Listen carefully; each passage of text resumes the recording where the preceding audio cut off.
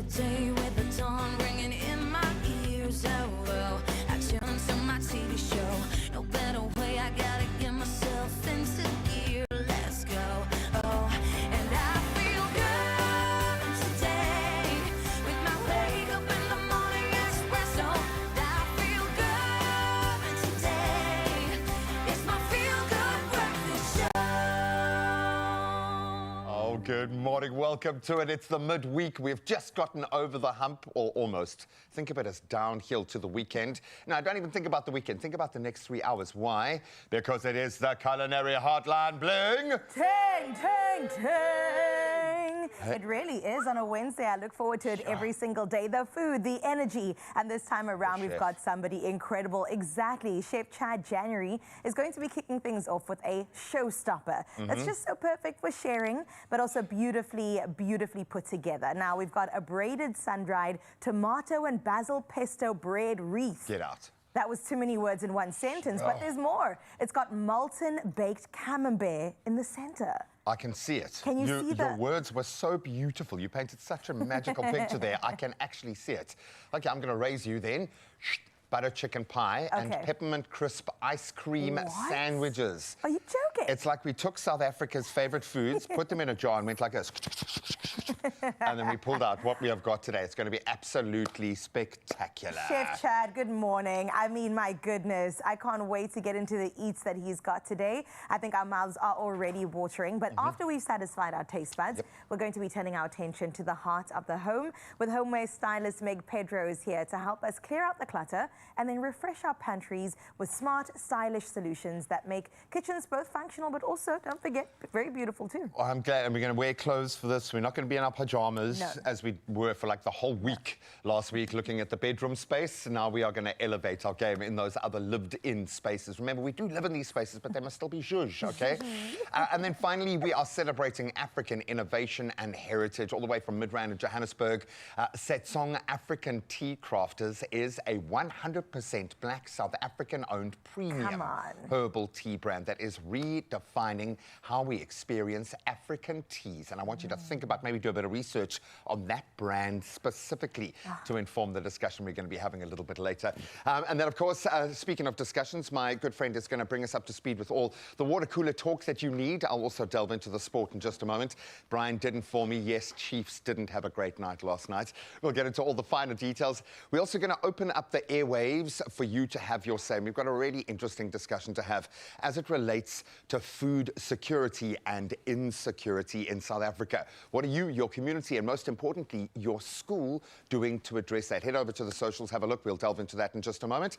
But right now, let's give you a lot to delve into, recapping yesterday's news headlines, and then we'll delve into the sport. Well, thank you so much, Gray. It's just gone 3 minutes after 6 o'clock. It's time now to delve into your first bit of news for the morning, starting out nationally, where President Cyril Ramaphosa has agreed to delay the proclamation of sections of the National Health Insurance Act following legal challenges against him and Health Minister Aaron Motsoaledi.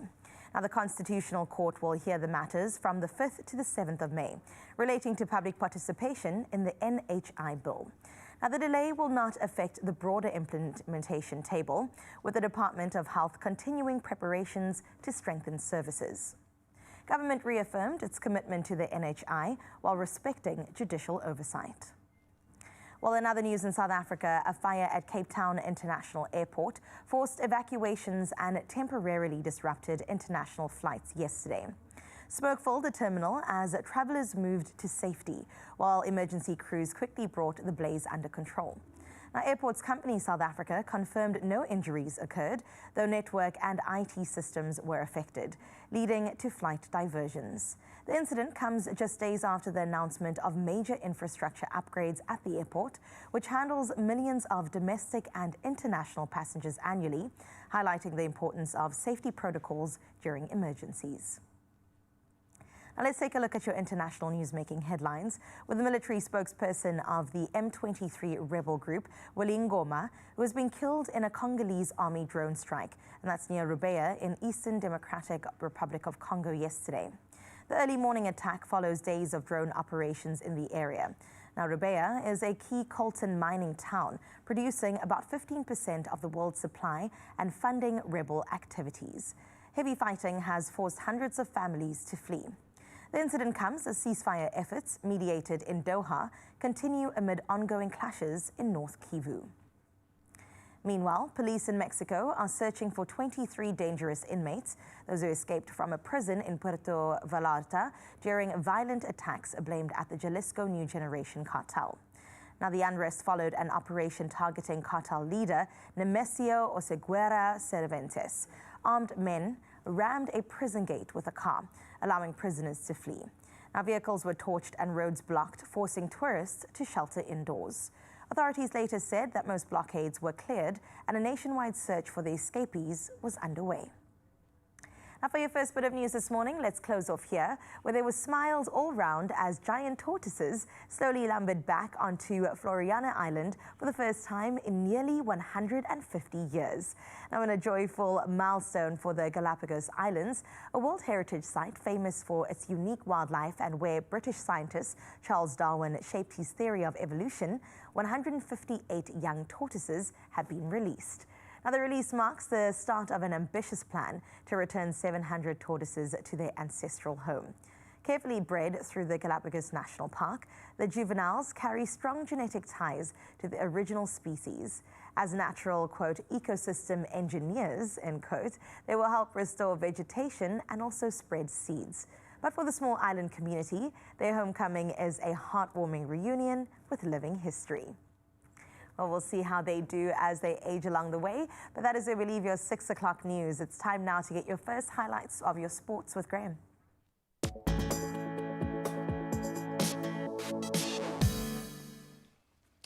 Also getting an opportunity to come out of his shell. Let's start with cricket and captain Harry Brook. Absolutely brilliant. He struck his maiden T20 international century, in fact, as England edged Pakistan by 2 wickets in Kandy to reach the World Cup semi-finals. So Brook's superb 100 off just 51 balls anchored a tense chase of 165, with England overcoming some late nerves to seal victory with 5 balls remaining. Well done. Now we get into tennis, and defending champion Stefanos Tsitsipas has crashed out of the Dubai Tennis Championships, losing 6-4, 7-5 to Ugo Humbert, while third seed Daniil Medvedev, he eased past Shang Jung-chen 6-1, 6-3, and then Alexander Bublik, he beat Jan Lennart Struff 6-3, 6-4 to progress through to that next round. Getting into the tale of tape locally of football this weekend, Kaizer Chiefs, yes, they did suffer a 2-1 home defeat, this time at the hands of Stellenbosch FC, denting their premiership title hopes at a critical stage. That while Mamelodi Sundowns, they edged out Amazulu FC 1-0 in Durbs, with Marcelo Allende, he scored late to send the champions top of the standings on goal difference, though. It's going to go down to the wire. On a slightly bigger scale, a little further afield, Newcastle United, they did it again, beat Karabakh 3-2 in their second leg to advance now 9-3 on aggregate in the UEFA Champions League journey. Then Atletico Madrid, they overcame Club Brugge 4-1 in that return leg, massive, winning 7-4 on aggregate there. And then Bodo Glimt, they did what many thought was the impossible, in fact stunned Inter Milan 2-1 to become the first Norwegian side to reach the last 16 since 1987. Congratulations. You can check out highlights as we continue, and we'll touch on all of those sporting and news elements as we progress on the top of the hour through the next 3 hours. We got you, but of course you've got the whole day to wrap your head around. Let's start with the weather.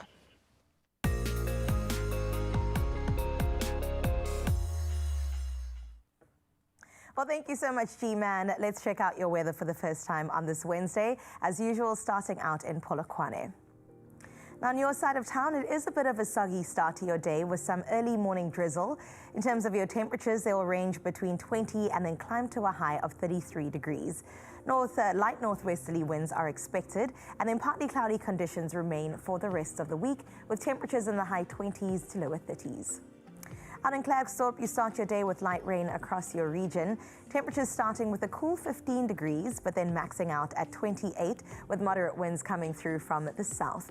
Now, no rain for today and tomorrow, but by Friday into the weekend, it does get a little wet. Pretoria, cloudy skies are on the cards for you today with light northwesterly winds. Now temperatures range between 18 and 30 degrees. As for the rest of your week, it does bring a mixed bag of conditions, with Friday at least welcoming some rain. Out in Johannesburg, today you'll experience mostly cloudy conditions.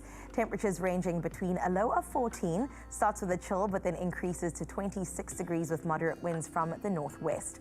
Today there is a 55, or at least today is a clear sky, but by tomorrow it does get a bit wet again. Out in Mbombela, your temperatures will today range from a cool 19 to a high of 32 and a partly cloudy skies with a gentle breeze coming through from the east. For the rest of the week, expect temperatures in the lower 30s as well as rain along the way. Out in Bloemfontein today, you'll experience mostly sunny skies accompanied by moderate southerly winds. Your temperatures, they start at 14 and reach a high of 27 today. Now you're in for a fairly sunny week, but come Saturday, the rain does set in. A 55% chance and a 70% chance on Sunday. Richards Bay, you're up next, where you'll experience some afternoon showers today with light southerly winds. Your temperatures start at 22 and peak at 29. Now there is a 40% chance of rain, but that does clear up by tomorrow for some cloudy but clear skies. Out in Durban today, you'll experience some afternoon thunderstorms in your region. Temperatures, they'll range between 22 and 29 with gentle winds from the south. For the rest of your week, expect those temperatures to settle comfortably between the high 20s and the low 30s. Well, Mthatha, let's see what's going down on your side. Today you'll start your day with some heavy thunderstorms. Temperatures ranging between a low of 16 degrees and a high of 29 with moderate winds from the southwest. For the rest of your week, do keep those umbrellas handy. Let's head to Cradock next, where isolated thunderstorms are expected in parts of your region. 14 is your low, 29 is your high today with gentle winds coming through from the west. Now tomorrow it does clear up for a nice sunny day, but today there's a 15% chance of rain, so just pay attention. Out in Gqeberha, you're in for a rainy day with strong wind coming through from the southwest this time. Temperatures ranging between 18 and 27, but sunny skies all the way around. Now warm temperatures in the upper 20s are forecast for the rest of the week with gentle breezes along the way. That brings us to gorgeous George, where today brings mostly sunny skies with temperatures ranging from a low of 18 and peaking at 26. Now your winds will be light coming through from the southwest, and conditions are expected to remain consistent throughout the week with rain forecast come Thursday. Let's head to the mother city next, where you start off your day in Cape Town with partly cloudy skies and moderate winds coming from the northwest. Now temperatures will range between a cool 17 and then reach a warmer 23 degrees. Expect sunny spells for the rest of the week, and that is a really great time to head outdoors and make sure that your adventures continue. Out in Sutherland, you'll experience partly cloudy skies in your side of town. Temperatures will range from 9 to 24 today. Now moderate winds are expected from the west, and your temperatures in the lower 20s is expected as the rest of the week progresses. Kimberley, it's your turn next, where you start off your Wednesday with partly cloudy skies. Now your temperatures will range between a low of 16 and a high of 29 degrees. Moderate winds are expected to come through from the south. Now sunshine dominates most of the week before rain makes its return come Saturday. Let's close out in Upington, where today you'll experience mostly sunny skies in Uppies with winds from the southwest. Temperatures, they range between 17 and 31 degrees. As for the rest of your week, expect high temperatures. Summer is definitely making its presence felt here, as per usual, and we wish you the best as you brave all that weather. That brings us to our sunrise view of the hour, and man, oh man, Keith Dyer out in Ganobi, straight out of East London, definitely understood the assignment. I mean, I just feel like you and God were conspiring to make sure that all of us felt so good on this Wednesday, and it just feels like the weekend is closer than it may be. So thank you so much, Keith, for this absolutely fiery morning view. We appreciate that you've done that. In fact, we'll give you a 28-degree day just because you've done your country so incredibly proud. And remember that at 7 o'clock and 8 o'clock, we'll do it once again on this number, 063 036 9649, is how you get in touch with us if you think that you could compete with Keith's beautiful morning view. Oh, man, I don't even know where to begin. Such a beautiful view. Thank you, Carissa, for not being a gatekeeper for the good weather like Ryle was last week. Look at that. Slummy, East London, that is what you are seeing out your window right now if you are brave enough to get up and take a look outside. Absolutely love that for all of you. So hopefully you are ready to embrace your day, just like we are about to now from a completely different angle. We're going to be looking at food security, but in a way that you can get very practical.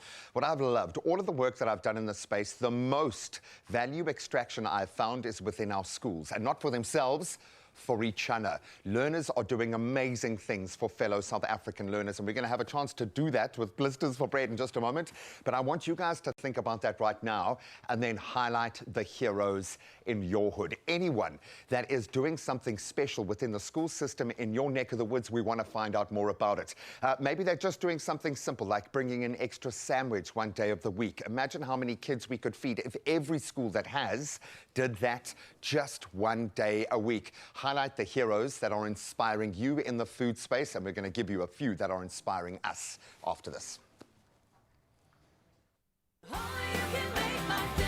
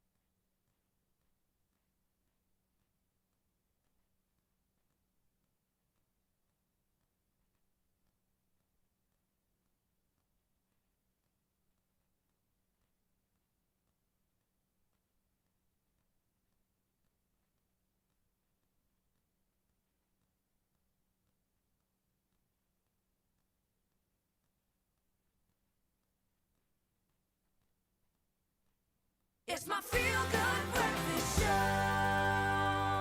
Welcome back. I think you could feel, hopefully, through my excitement as we started the show, this is a big thing, a big conversation, something that I would pour all of my energy into if I could, and something that I want every learner and parent to start thinking about right now. Nutrition is the foundation of learning. We've proven it time and again in this country. Without a healthy meal, children struggle to concentrate, to participate, and will never meet their full potential in the classroom. It's just not going to happen. For 67 years now, the incredible Peninsula School Feeding Association, or the PSFA, has been at the forefront of addressing hunger among young learners in the Western Cape, having served over 2 billion meals to date. 2 billion meals. Wow. Today we are joined by the director of the PSFA, Patrita, to explore why nutrition is so vital for children's education and development. But I think 2 billion at least deserves a round of applause. Thank you so much. I know one day they're going to give us a live studio audience because I lay it on so thick every day, but you warrant that. So I hope every day you leave your house with people applauding and cheering. How are you, my friend? I'm well, Graham. How are you doing? Very, very good. Fantastic. It's always difficult to know where to begin with you guys because you have such a bigger overarching goal. What I would imagine would have seemed like an impossible thing to address when you started 67 years ago.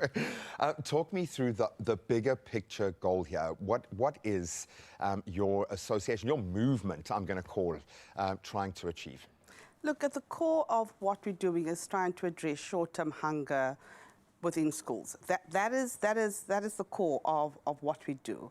Our motto is, you cannot teach a hungry child. So we want to set children up in school to be able to be the best that they can be, as present as possible within that classroom to be able to learn.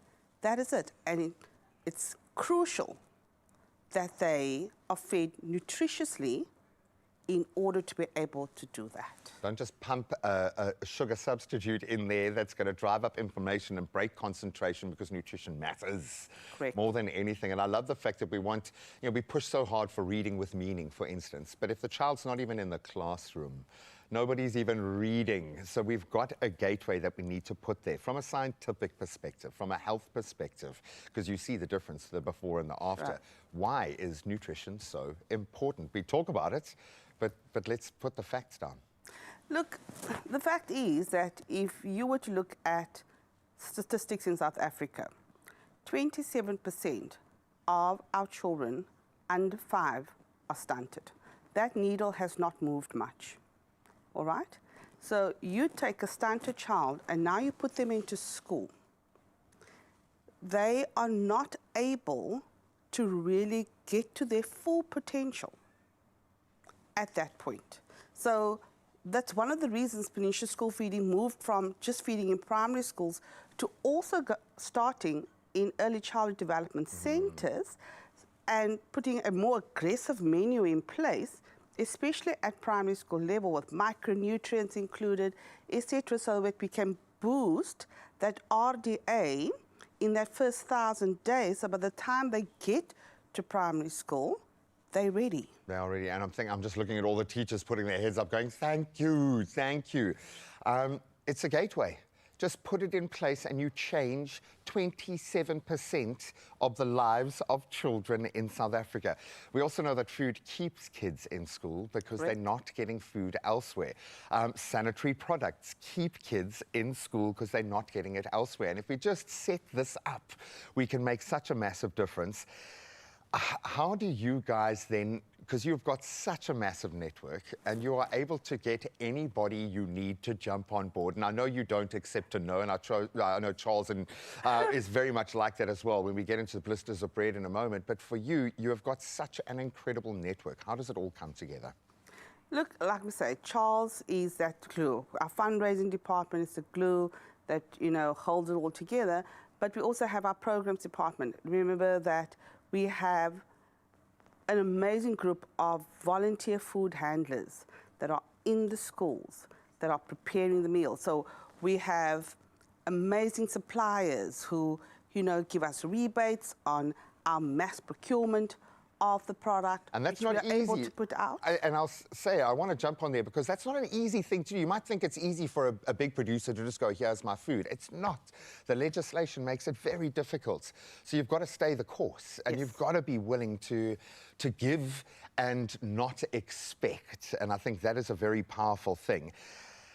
I'm feeling a shift in culture here, because you are teaching communities at the base level. If I think about the gogos running the ECDs, those that are being welcomed into the circle, those young learners that aren't getting a label before they've even started their journey.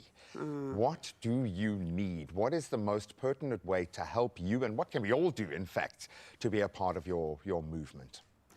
Look, for us, it is important that, one, we try and break the stigma around school feeding, All right, it's still, that stigma is still there. Get over it, come on. 67 years later. I mean, it's going to be 68 years on the 10th of March. So we need to, that's one. Two, we need to understand that school nutrition is not a welfare thing. It is a social justice issue. School feeding is not just a side product of what happens in school. It is part of the foundation. It's an essential pillar. Exactly. Within school nutrition. Otherwise, government wouldn't give the amount of money that they give for the schools in which they feed. Oh, trust me, a lot of people are making a lot of money on the data of schools. I work in that space, and it's amazing to me to see so many bigger companies and entities will try and use this on the back end for a CSI whitewash to try and make it look like they're doing something amazing because the results are so dramatic. Why don't we start there with the dramatic results, with the life-changing results? When you talk about a social justice issue, 27% of our children are living this reality. We all have an opportunity to do something about it, and we're going to give you a very, very practical way of doing that in just a moment. We mentioned his name. Charles is going to step in as well, but we're going to keep this little team together to talk about what we can do as individuals, as schools, and as a collective. Yes, we're going to get out there and burn some calories as we do it. Blisters for Bread gives us a great opportunity. Only you can make my day.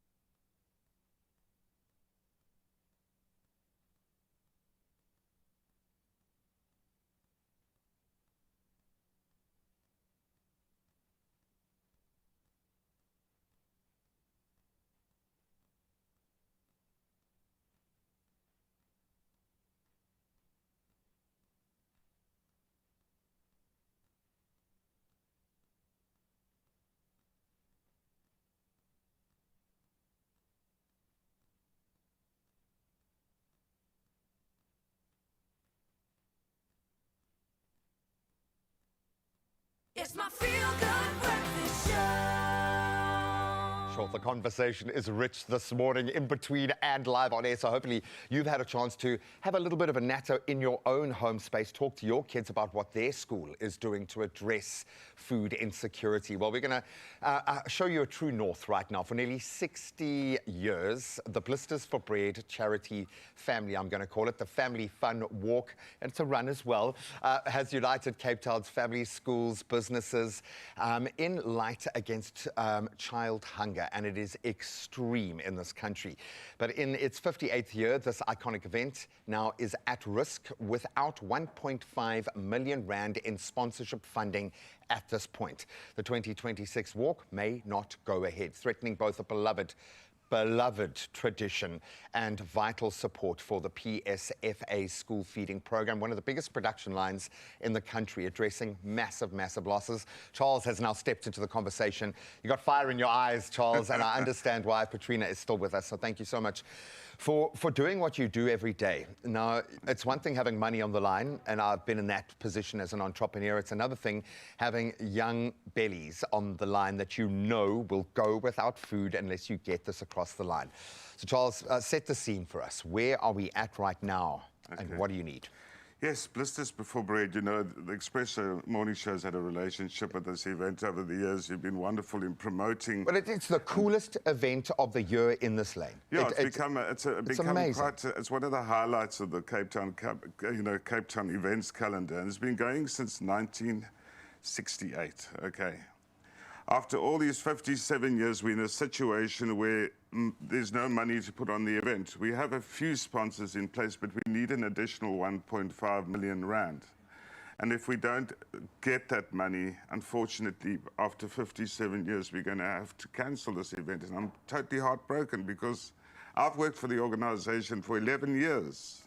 And every year I've organized this event. We've had some amazing partners on board, but this year it hasn't been a good year. But I see it as an opportunity. It's a coming of age. Things need to shift at some point.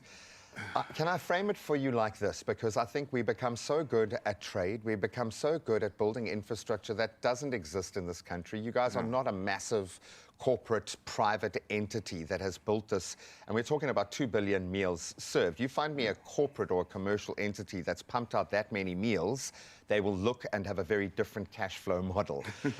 This is where we've gotten. You're almost too good at what you do and getting people on board, but now at some point we need money to land. Absolutely. I'm thinking of the brand match, and I'm thinking of probably about the 10 million rands worth of airtime that you have justified on our show alone, and we are just one television entity. I'm looking into the TV screen as I say that. This kind of editorial space is amazing. From the efficacy and the impact for everything that you're doing, how important is this moment? Because when you're there, when you're walking, when you're running, you are aligned, you are filled with passion and purpose on another level. How vital is it to have this event? The event is extremely vital because 100% of the entries that people pay to do this walk, because everybody is a winner, 100% is used to feed children. This event raises on approximately 800,000 rand a year, which goes directly to our feeding, ensuring that the kids get meals, 100% of the entry fees. So we don't take money like most events use the entry fees to pay for the event or go towards paying for the cost of this event. For service providers well over 2 million. We promise everybody, and it's been our promise for the last... Again, because you're trading it away. 57 years, that your entry fee gets used to providing children with food. So it's now we're just in the process of reaching out to the corporates out there, businesses, to please consider coming on board. It's a wonderful branding opportunity, and it's not just about branding. It's about feeding our future.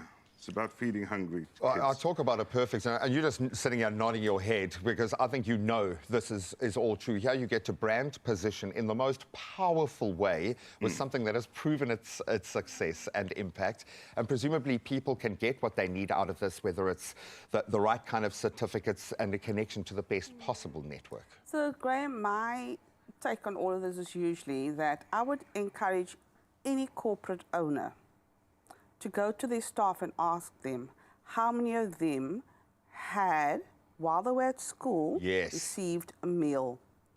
Whether it was from Peninsula School Feeding Station or anywhere. How many of their staff had been a beneficiary of a feeding program at school? Because that person would not be there and have achieved what they have achieved without that pillar of nutrition having been in place. I bet you there is a CEO sitting there right now, contemplating, chewing on that gristle right now. That's the second time you've nearly made me cry this morning. First when you said 68 years, and that in itself is something that's mind-blowing. 27% of our children are having to go through this gateway. This is incredible that we have an opportunity to do something so impactful, and we are sitting at number 99, not able to cross the line. This is one of the most powerful events to drive purpose in the food security space that we have ever encountered on our show, and we deal with thousands. I think if you're the right corporate and this is the right kind of fit, great, but more importantly, as Patrina said, think about your own food journey. Have you asked your staff if they've received assistance at any time? Then the call is ready to be answered. Guys, thank you so much. Thank you. We will keep their details up on screen for the rest of today on our socials for the rest of forever. Please, if you can, if this has struck a chord, make contact. Well, thank you so much, Gray, for that beautiful conversation. Right now, as a Wednesday is, we get into the guy behind the culinary hotline bling, the chef that definitely is going to send us into a journey that our taste buds have never explored. I'm talking about the incredibly talented Chef Chad January, a chef known for his refined style and bold flavors and just very heartfelt approach to food, which we appreciate. Chad has built a name for himself in the culinary world, constantly evolving and also pushing creative boundaries, and no stranger to Expresso either. So let's give him a feel-good welcome. Come on, everybody. Thank you. Hello. Thank you. Can I say Hello. welcome back home? It does feel like home. Yeah. I mean, I walked in here and it felt as if I literally just stepped out a couple of minutes back, and it's been years since I've been back here. But thank you for that introduction. Of course, Chad. I'm so glad that you are here. I came across you at a launch for a magazine, and it was a food moment that had happened that you were part of, an integral moment. And I said, okay, this guy knows his stuff. We're talking about serious business here. But let's start at the beginning. Where did your love for food actually start? I mean, it's a funny story. Most people always assume that there was either a mother or a father who shared this love for food. Now, I was quite an overweight child, so I found solace in food, right? I found that comfort in food, and after finishing high school, I just felt that this was where I was meant to go, right? And I started studying at the ICA, Institute of Culinary Arts, all the way in Stellenbosch, and there I discovered a different love for food. Now, I think a lot of chefs out there in the industry always think that where they should be is within the kitchen. Right. And it was in my third year that I discovered that there is a food media side, right? And that food media side, I mean, once that bug bit me, I was lost. I still remember that's actually where Chef Clem and I met. I was working with Abigail Donnelly, who's the editor for Taste magazine, right? And I remember doing one shoot with her, and I came home and I said, I want to be her, 100%. And that's where the love kind of started, and it just kind of grew from there. From strength to strength, because you really have done so much in your career. I mean, it is rich and it is beautiful. But looking back over the past couple of years, has there been a moment that was a defining moment for you in your career?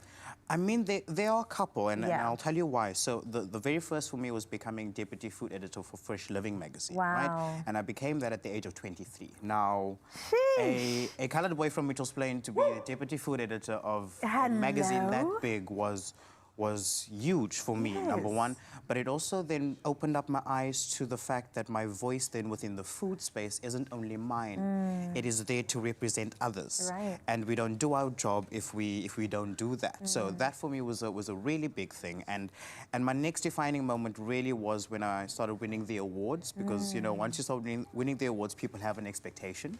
Sure.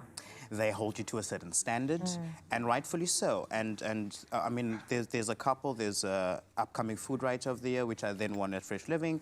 And then my favorite was definitely Food Stylist of the Year, which I won then through My Kitchen magazine, which is when we eventually met at the launch with Seba. So all of those basically opened up my eyes to the fact that in the food space, representation is important. Absolutely. And when you're sitting in spaces, especially in the food styling space, where it is not necessarily run by POC, if you are there, it is your duty. It is your duty to stand up. It is your duty to make sure that these messages that are portrayed through food are authentic, number one, and that you are really there to deliver the message that is accurate. Yes, beautiful. I mean, mic drop. What else is there left to say?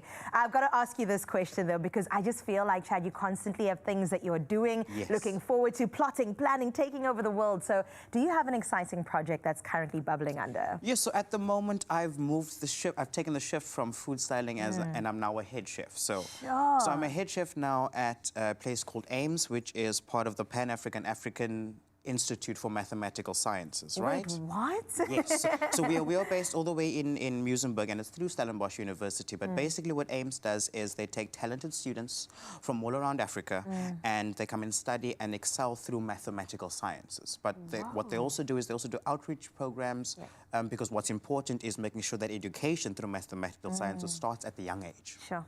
So it's been a great pleasure for me to, as their head chef, be able to feed them Wow. because they're getting their minds nourished, you know, through the work that they're doing, but also their souls and their bodies need to do the same thing. So the love that I put into the food for them is yeah, it warms my heart to be able to do that every single day. I mean, you're planting the seeds of the future. And let me tell you one thing is my entire team, because they are meant to serve breakfast very soon. Yeah.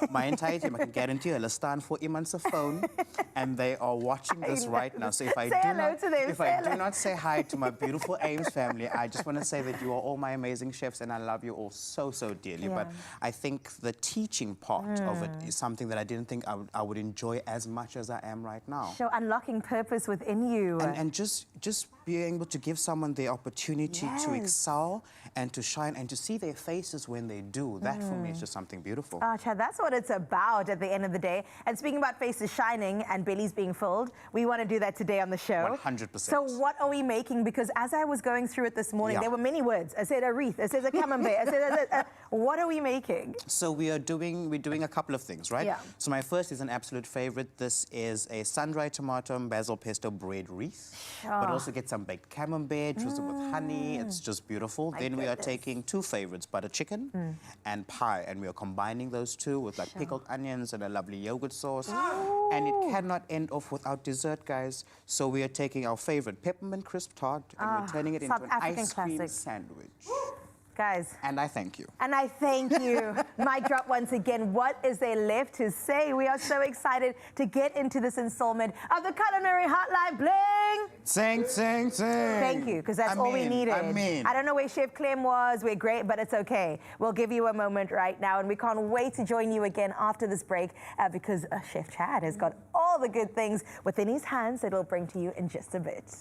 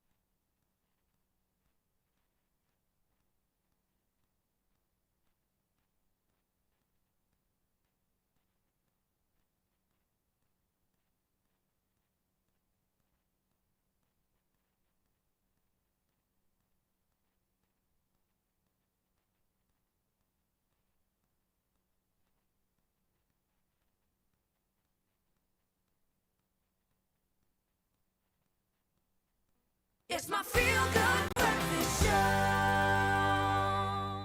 Good morning, South Africa. My name's Clem Pedro. Welcome to the Culinary Hotline Bling! Sing, sing, sing! Now, you've already had the privilege of meeting Chef Chad January. He is back at the kitchen with us, and he's preparing what he promises to be so incredibly delicious.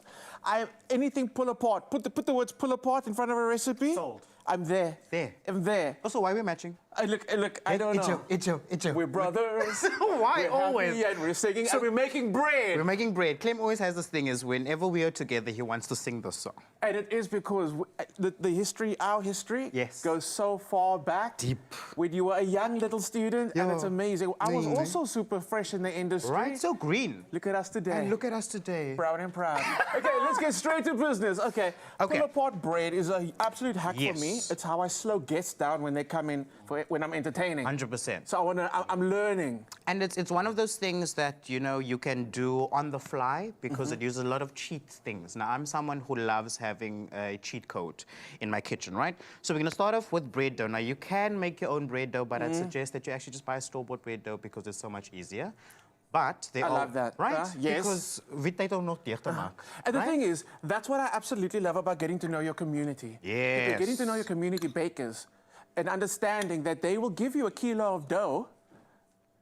No problem. Exactly. No problem. Exactly. So it saves you all that time. It saves you like an hour of having this thing to rise and knock it down and all of this. We don't have time. Exactly. The people upstairs are going, the people want to talk to Chad. They want to talk to Chad. If Talk you to do me. want to talk to Chad and you want to have your say, if you want to ask Chad any questions about his career, what's happening, food questions, anything related, send us a WhatsApp voice note to 063-036-9649. The people want to talk to you. They want to talk to me. Keep it professional, guys. No personal questions. I mean, if you want, you can throw it in. Bring in the personal questions. Anytime you're on TV and you say don't do, we do. Don't listen to Clem, y'all. Okay, listen. We're getting distracted. Pesto. So we've got our basil pesto. You Yes. can use sun-dried tomato pesto. If you feel that way inclined, you can make your own pesto. I mean, I Yes. know that you are someone who likes to make their own pesto. Look, because the right? basil's growing everywhere and we all should be growing basil right now. Exactly. So all we're going to do is we're going to spread the basil pesto onto your dough, right? We're going to make it nice, Do you want to add the sun-dried tomatoes for us, Clem? I do. I actually got a very random question that wasn't Yes. part of this Okay, conversation at all. When you get invited to, you want me to actually do it or just pass it to you? No, you can gooi. Ah, dat moet work. Nico weekjes, alsjeblieft. If you get invited to a Yes. friend's house for a braai or for dinner, what is your strategy? What do you do? What do you usually take? Because you're a chef. I know, and this is the thing is a lot of people find it intimidating to invite me over because they're always like, ooh, Chad's gonna say this about the food, Chad's gonna say that about the food. We get the feel sout. Ons kan nie vir Chad gee nie. That is not the case, right? So when I come to a braai, I always want to first find out what else has been made. Right. Yes, very Because good the worst question. thing to do is to bring chicken and someone else already has chicken, right? And there's a chicken party. And now it's a chicken party where we went to actually braai and have, Yes, a okay. variety. So find out what else is on the menu. Yes, so yes. I always steer away from chicken because someone will bring chicken along. Understood. Right? So I always like to bring a nice piece of meat. Yes. Right? So maybe it's a steak or maybe it's a nice big piece of meat that we can cook nice and slow on the fire. That's normally my thing. Or I'm going to go a little bit further and I'm going to take it up a notch and let's do seafood. I mean, if I rock up with crayfish at your braai, listen, I am that guy.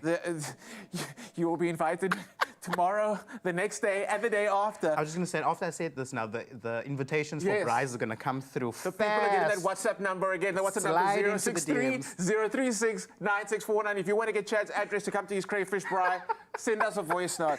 Okay. I like Yes. that's your strategy. Okay, so Parmesan's going down. So we've got parmesan, we've got our sun-dried tomatoes right now. At this stage, what you can do is... Actually, Flem, do you want to do me a favor? Do you want to Yes. pop the camembert on the baking tray and pop it in the oven? Ho. Ho, ho. Yeah, ho, ho. There we go. And what are we looking for this to do? So we just wanted to melt. We just wanted to be nice and gooey and, just add that bit of extra thing to our dish. So at this stage, what you can do is you can add your protein. So you can do shredded chicken on here. I love You can that. do pulled beef I love on here that. if you'd like, right? Just to bulk it up, number one. Pancetta, serrano, parma ham. We can go there. Now we're showing off our skills. The thing is, what I like about that is when your guests walk in, and sorry, I keep on talking about guests. This for me is a dish that I definitely serve when I have guests. Yes. Absolutely. It's a showstopper. It is. It is something that you want to do. It's something that you bring to the table and everyone goes, wow. Exactly. Everyone goes, oh my word, what have you done? What have you done? And if you look at this, it is absolutely simple. So now all I'm doing is I'm rolling it up like you would roll a Swiss roll. And everyone, I'm sure, would have made a Swiss roll at some point of their life, right? So we're going to roll it up, make sure this part does get messy. Don't worry, it's meant to be like this, okay? Food, right? It's food. And here's the thing is, a lot of people are always so intimidated when it comes to food. I always say the food will do what you want it to do. You just speak. Is that in your poetry book? I think it should be. Is it a short Coming poetry soon book? to Estonia, you. Chad, I love this. So now, so going back to serving this for guests, I love Yes. the idea of adding a protein because we in South Africa, we've got a culture, a behavior we need to address. Yes, If address the it. braai starts at 2 p.m., Why are we eating at 12 o'clock tonight? why are we eating at 12 o'clock tonight? Hoekom eet ek in die donkerte? Can we stop? Can we Please, stop? please. Can we We stop are- this in 2026, guys? We're going to start a support group. And I want you to nominate that person, that uncle that is always constantly inviting us for braais at 2, but then we only eat at midnight. Tag that uncle. We're going to phone him. We're going to find out. Also, don't invite me to a braai and then I arrive and your potatoes must still be cooked for your potato salad. I've got one that's Don't worse. do that. I've got one that's worse. What? When you invite someone to a braai, the chicken they bring is Still frozen. Why? Let's stop this in 2026, y'all. Okay, so now that I've rolled it up into the Swiss roll. This isn't even about bread anymore. not I forgot what we're even making. Why are we here? Okay, cool. Talk me through the recipe. Okay, so now that I've rolled it into the Swiss roll, okay, so now I'm going to cut it down the middle. I always find that using a serrated knife is a little bit easier for cutting this guy. And here comes the fun part. Now, it also does get messy, but don't worry about that. I love it. Ooh, pesto, sun-dried tomatoes, I mean, just the on my, flavors. on my mouth. Where'd that come from? Together. Delicious. So now we're going to do, I mean, if you've ever had to plait your daughter's hair or anything like that, you will know exactly how to do this. Sure. part, right? Sure. So now what you do is you literally just twist the strands, okay? Twist the strands. Don't worry, it gets messy. It's Oh, no, meant but to friend, be like this that. looks But what easy. you'll see is the filling is exposed nicely. Right? So we're just going to flip him. That's fine, it gets messy like that. Chad, I know you too well flip for us him. to do this the normal way. I'll take this side, you take that side. Okay, now we go. 1, 2, 3. true, that's Go, go, go, go. Here we go, here we go, here we go. Yes. Okay, are we And doing now this what do we again? do? Now you gotta go to the top. Me? Hey, go, go, go, go. This Okay, I'm guy's gonna go under, I'm gonna go under. There we go, there we go. Okay, and one over. And now we just twist him. That's how we do it. So we've got it like that, and then all you need to do is you literally just need to bring it all together, twist the strands, and at this point what you can do is, because you can see the filling is nicely exposed, right? And then you want to pass me the sun-dried tomatoes quickly. See? Right? And then here what you can do is you can literally just add him in, place him where you want to, because this is where the food styling part Of comes course. in. We want to make it pretty, we want to make sure that you can see all the fillings, you can make it nice. And you know, if you want to make it nice and you want to make this at home, there's a QR code on screen right now. And you know, if you're making this, I want you to find that other person and I want you to do that braiding move with them. Please. Send us a video just to make my day. And tag us in it, tag me in Please. it. We want to see it. I want to, please We do want to it. see how you've made your bread wreath. This is fantastic. And basically, that's all you do. So now, what you can do is you can let it rise a little bit more if you want for that nice puffiness. Sure. Or you can slide it straight into your oven, bake it at 170 for about 20, 25 minutes, and then boom, that's what you got. Now, do you want to check if your camembert is ready, chef? Not yet. Not yet. Not yet. I Because want that's to go to ad break. Okay, let's because do that. I want to have that moment that we cut into the cheese. And we see that pool and that, yes. So do not go anywhere, South Africa. We'll be back with more Culinary Hotline Bling! Sing, sing, sing. Go braid your hair. Go braid your hair. Make my day.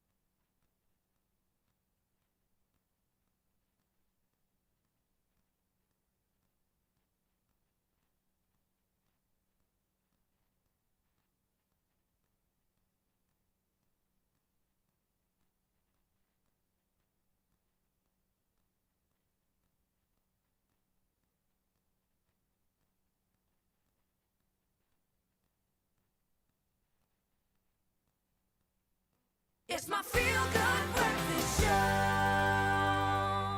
Well, Well, welcome back. It is, of course, your Feel Good Breakfast show, and we've had such a fantastic show so far. This hour has flown by, but let's tick another box, and that's all around entertainment. Right now, we're going to be welcoming in Deslin Melotana, who's a soulful musician rooted in such beautiful heritage and driven by growth. Now, as the daughter of the late Desmond Melotana, as the Big Dudes fame, she definitely carries a rich musical legacy, but her voice is distinctly her own, blending soul and jazz and definitely Afro soul in the mix as well. She's going to be stepping into a bold new chapter with music that reflects maturity, but also definitely healing and artistic honesty. So before we welcome you to her, let's take a look at her talent. I've come full circle, facing my own demons first. That meant while I'm doing my own work, we both need to step up to this plate if we gon' make this work, make this work.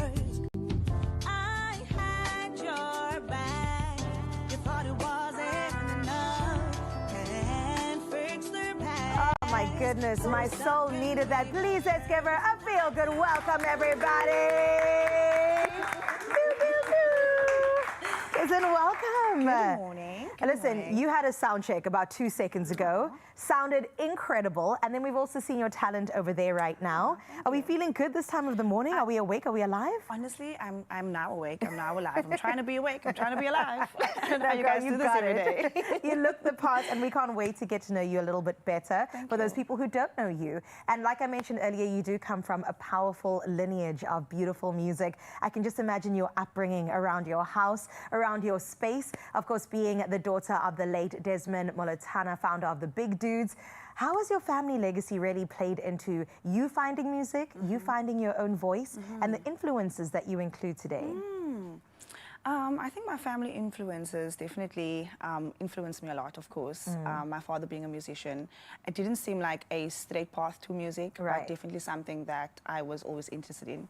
And once then embarking on that path, it's been, you know, not without its challenges, but it's been so...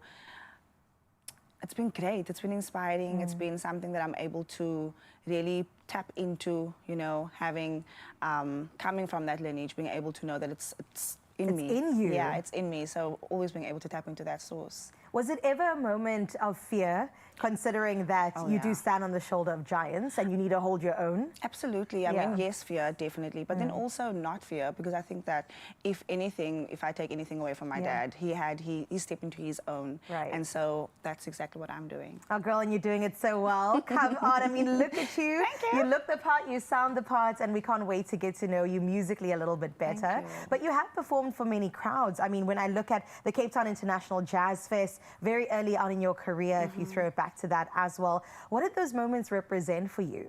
Honestly, I worked with, like, the first one was Mark Fransman. The one I did last year was with Tembi Leatley, Dunjana. And those experiences were really brilliant for me. It just added to my growth. Totally different styles of music from what it is I do, so just adding more to my pocket. So it just really was an amazing experience. I love it, just layering up that experience as well. This is beautiful. Is this at Selective? Yes, that is. In Cape Town, That is. That was at the old studios, Now listen, do you prefer a live music moment? I do. Or in studio? Like, what's your jam? Live music. Live music. I prefer live music. I enjoy feeding off the energy of the audience. I love that every performance is different. I love that every space is different. That the people that are in the space, so essentially we're creating this moment together. Along with all the time. you. Exactly. It's like a collaboration, right? Exactly. And that's where the magic is at the end of the day. Absolutely. Let's talk about your upcoming debut album. It marks a new season. Let's delve straight into it. Tell me more. Oh, the debut album. I'm not sure if I should say the name. Oh, tell us the name. Oh, I don't know. I don't know. Give us an exclusive. This is the manifestation station, girl. You better be talking. So it's the debut album will be called No Love, and on that album it is a play on words. In fact, no love and knowing love. And in there I'm really just exploring facets of love, of knowing love, and not knowing love. Sure. And the 3 singles that I've released thus far speak to exactly that. It speaks to that. Are we going to hear any of it today? We're hearing 2 of them today. Oh my God, we are so spoiled right here on your Feel Good Breakfast Show. But of course, Mzansi, you know that we always bring you a little bit closer to make sure that you know love and that you feel love as well. You know, in an industry often driven by things like metrics, visibility, you got to be on TikTok, you got to be on Instagram. You have spoken about defining your own success beyond those numbers, which I think, oh my gosh, in 2026, it is so vital. Yeah. So can you talk to me about sustainability and longevity? Is that part of your bigger purpose and plan? Definitely, absolutely. I think, absolutely, for sure. I think it's really important to be able to build the sustainability and to be able to build longevity. I think it's also really important to do it in a way that's authentic to you. And so whatever it is that I do, how I do it, is really, it speaks to who I am and what it is I want to portray and what it is I want to expose myself to and what to invite people into as well. And what do you want people to feel and experience when they enjoy your music? Honestly, a piece of themselves. Yeah, honestly, that's literally the answer, is for you to feel and hear a piece of yourself. That's beautiful. Desmond, thank you so much. Thank you so much. We are so excited to be able to delve right into your crazy mind when it comes to your music and go along on that journey as well. I mean, the legacy is there, Bukal, you're building your own. And it is so beautiful to see you pick up that baton and just continue running. And we're going to be doing that on the show right here. It is your Feel Good Breakfast Show. And it's just gone 7 o'clock, which means it is time for a catch-up of your news. Exactly that. Top of the hour, let's dive right in with our national news first. And here in South Africa, Gauteng Premier Panyaza Lesufi has announced that water supply in Midrand and nearby areas between Pretoria and Johannesburg has now been fully restored after weeks of outages. High demand and aging infrastructure had caused leaks and disruptions in many areas. Some areas, in fact, including parts of Soweto, still facing challenges, but engineers are working to fix those issues. That's what's been reported. The Premier confirmed that expansions to water infrastructure linked to the Lesotho Highland system are now nearly complete, promising a long-term solution to the province's water crisis at the moment and improved service delivery for their residents. Well, staying with a South African focus, President Cyril Ramaphosa has agreed to delay the proclamation of sections of the National Health Insurance Act following legal challenges against him and Health Minister Aaron Motsoaledi. So the Constitutional Court will hear the matters from the 5th to the 7th of May relating to public participation in the NHI bill. And the delay will not affect his broader implementation timetable, with the Department of Health continuing preparations to strengthen those services. And government has reaffirmed its commitment to the NHI while respecting judicial oversight. Now, casting a wider gaze on the international front, Canada is strengthening its support for Ukraine with a fresh military aid pledge worth about $220 million. Now, the US dollar equivalent of 300 million Canadian dollars. Defense Minister David McGuinty announced the funding yesterday alongside sanctions on 100 vessels linked to Russia's so-called shadow fleet. And the package forms part of a wider $1.47 billion commitment previously outlined in Canada's budget. The move underlines Ottawa's continued backing of Ukraine as tensions with Russia remain high and continue to escalate. Now, the military spokesperson of the M23 rebel group, William Goma, has been killed in a Congolese army drone strike near Rubaya in the Eastern Democratic Republic of Congo yesterday. So the early morning attack followed days of drone operations in the area. And Rubaya is a key coltan mining town, producing about 15% of the world's supply, in fact, and funding rebel activities in so doing. So heavy fighting has forced hundreds of families to flee the area. The incident comes as ceasefire efforts mediated in Doha continue amid ongoing clashes in North Kivu. Now, amidst these kind of headlines, we can expect to see a pushback from those that have a platform. And one of the most successful bands over the past few decades of history, I think, legendary Irish band U2, has released a new, very politically charged EP, Days of Ash, described as songs of defiance and dismay, very much responding to the heartbreaking world events that we see unfolding. Now, the opening track, American Obituary, honors Renee Good, a Minnesota mother who was fatally shot by a U.S. immigration agent recently, and references ICU nurse Alex Pretty, also killed by federal officers, shining a light on lives lost too soon. The 5-song collection, including Yours Eternally, featuring Ed Sheeran, tells stories of ordinary people caught in extraordinary struggles, with an accompanying digital magazine featuring full lyrics as well, so we can sing and scream along. Bono says these urgent tracks, quote, couldn't wait. A raw, emotional cry for justice. They are taking us back to the streets, or where the streets have no name. But absolutely amazing to see that kind of pushback. And that's where we leave our news. Let's get into the sport.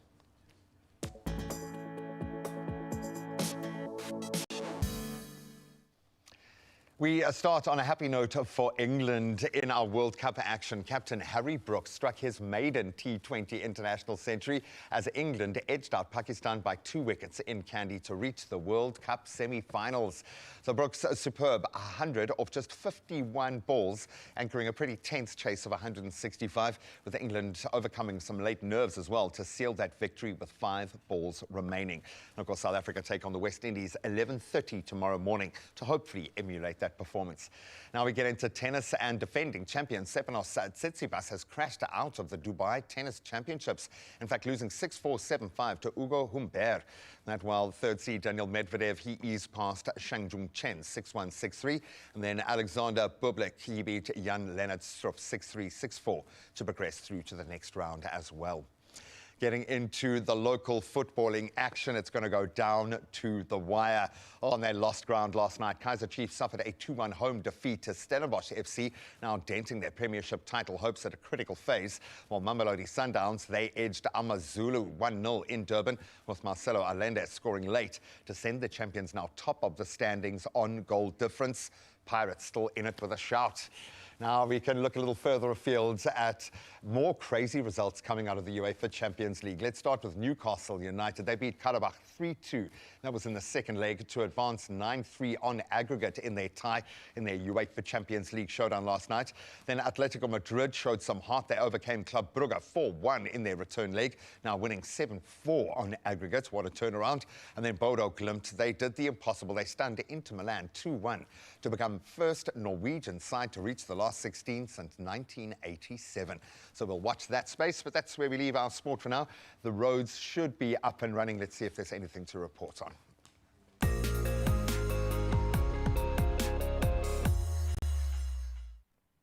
Well, to the roads we go, and we've landed in the Western Cape, starting out at Goodwood. Let's see what's going down. Well, there's heavy congestion building up on the N7 southbound to the N1 inbound ramp, and that's at the Wingfield interchange. Now, daily commuters that side are advised to drive cautiously and also to allow extra travel time if it is part of your morning commute. Sticking in Cape Town, but heading over to Milnerton now, where you can expect some delays when heading towards the N7 southbound at Bosmansdam, as heavy congestion is building up. Well, peak hour is here, so we wish you all the best as you tackle that morning traffic. We'll see what's happening again at 8 o'clock. For now, though, let's get into your weather to prepare you for the day ahead. Starting out in Polokwane, where it is a bit of a soggy one to begin your day with some early morning drizzle. Now, temperatures are ranging between 20 and 33 degrees with light northwesterly winds expected. Now, there's partly cloudy conditions remaining for the rest of the week, with temperatures in the high 20s and lower 30s. Heading into Klerksdorp next, where you can start your day with light rain across your side. Temperatures starting from a cool 15 degrees and then rising to a high of 28 with moderate winds from the south. Now, rain is forecast from Friday going into next week. Let's head into Pretoria next, where cloudy skies are on the cards for today with light northwesterly winds this time. Temperatures range between 18 and 30 degrees, with the rest of your week bringing a mixed bag of conditions and Friday welcoming some rain. Let's move a bit further into Johannesburg, where today you'll experience mostly cloudy conditions. Temperatures ranging between a low of 14 and peaking at 26 today, with moderate winds from the northwest. Now, cloud cover sticks around for the rest of the week, with rain forecast from Thursday into the weekend. Let's head to Mbombela, where your temperatures today will range from a cool 19 to a high of 32 degrees with partly cloudy skies. There is a gentle breeze coming through from the east today. As for the rest of your week, expect temperatures in the lower 30s to upper 20s. Well, let's see what Bloemfontein has for us today. You'll experience mostly sunny skies as you open your eyes, accompanied by moderate southerly winds. Now, with temperatures starting at a low of 14, they do reach a high of 27 degrees today. And you're in for a fairly sunny week with rain forecast as the weekend rolls around. Well, out on the coastline in Richards Bay, you'll experience some afternoon showers today with light southerly winds. Temperatures climbing from a low of 22 and peaking at 29 today. For the rest of the week, the theme is partly cloudy skies with chances of rain throughout. Heading into Durban next, where today you'll experience some afternoon thunderstorms on your side of town. Temperatures will range between 22 and max out at 29 with gentle winds from the south. Now for the rest of your week, expect those temperatures to settle comfortably between the high 20s and your lower 30s. That brings us to Mthatha, where today you'll start your day with some heavy thunderstorms. Now temperatures will range. They start at 16 and they peak at 29 with moderate winds this time from the southwest. For the rest of your week, keep those umbrellas handy. It is high temperatures, but the rain is knocking. Out in Cradock, you have a low of 14 and a high of 29, and you can expect thunderstorms as the day does start. Now, your winds will be coming through from the west, and your cloudy conditions are expected to persist throughout the week with intervals of sunshine along the way. Out in Gqeberha, you're in for a sunny or at least a rainy day with strong winds coming through from the southwest. Temperatures will range between 18 and 27 with warm temperatures in the upper 20s forecast for the rest of the week, but there will be some gentle breezes offering relief. Well, gorgeous George, let's see what's going down on your side. Today brings mostly sunny skies with temperatures between 18 and 26 today. Now, light winds are expected from the southwest and conditions are expected to remain consistent throughout the week. That rain, yes, it is forecast from Thursday onwards. Out in the mother city, you can start up your day with partly cloudy skies with moderate winds coming through from the northwest. Let's look at your temperatures, a low of 17 and a high of 23 degrees today.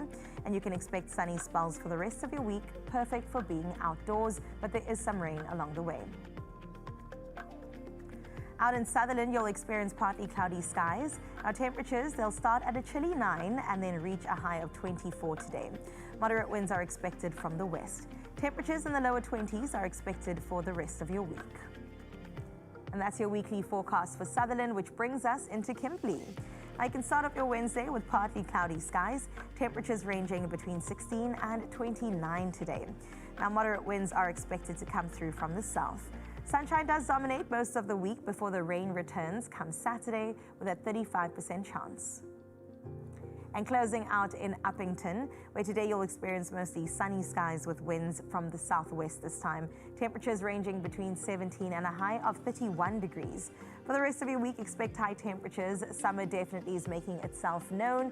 That sunblock needs to be handy as well as lots of H2O to stay hydrated.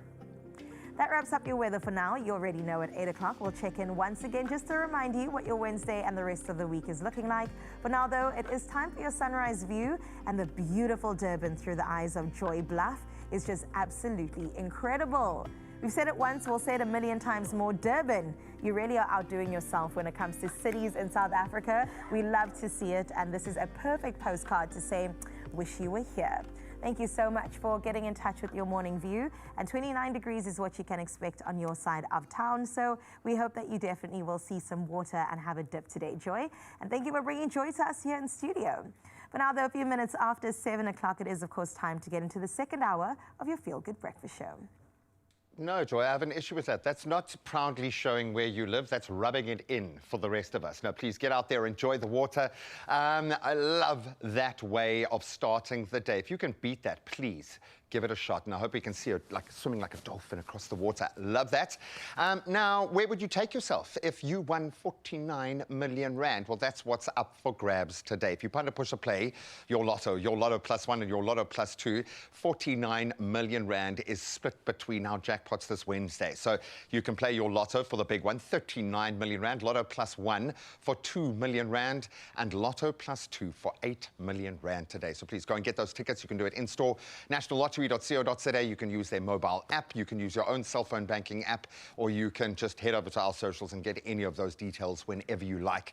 Don't wait too long. Just go and shoot your shot. Make sure you put yourself in the running to win big by playing Lotto, Lotto plus one, and Lotto plus two for 49 million rand in total estimated jackpots today.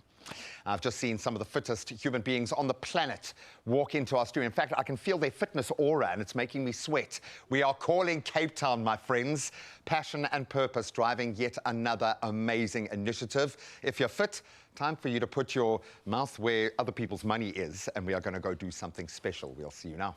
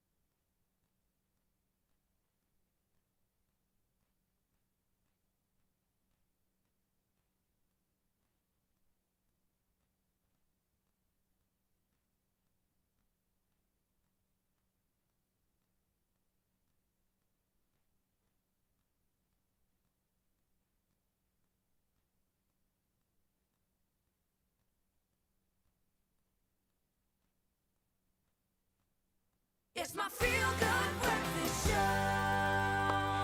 Oh, welcome back. I am loving all the conversations. I wish we had a behind-the-scenes cam today because we are inspired. We are filled with passion and purpose this morning, and that's what we love on your feel-good breakfast show. Calling Cape Town. It's a proclamation. It is a call to action, and it also happens to be an extreme endurance challenge that combines an 8-kilometer Robben Island swim, of course, the 109-kilometer Cape Town cycle tour, and then just a 50-kilometer Three Peaks run to be completed within 24 hours. Why? Are we crazy? Yes, just a little bit, but the reason couldn't be more compelling. Founded by passionate South Africans, the initiative raises some vital funds for Calling Education, an organization that supports access to high-quality education for learners from low-income, underserved communities, and there are many. An event organizers, Werner Klutzer, who says he's not fit, but I think he's lying, and Stefan Paul May, who looks really, really fit. They're going to lead the mission to create lasting impact through education. Can we give them a round of applause, our non-existent studio audience? Thank you, Greg. Do you know what I'm loving about today's show? It's so inspiring. We've got guests who have already finished just staying here to meet you guys, to be part of the family and the movement. I'm going to start with you, Stefan. Congratulations and thank you for being here, because I know this is quite a moment for what you guys are doing. I know there's a lot of fit people around, and you look unbelievably fit, so maybe this is just a normal weekend, 24 hours for you. No, this is quite a statement to make. What prompted this? Where did this start? So I was very privileged to have my schooling funded. So I know the power of having a good quality education and the impact that it can have. So the event was really born from that place of knowing what the impact can be. And when I heard about Calling Education and the amazing work that Vanna and his team were doing, it naturally tugged at my heart.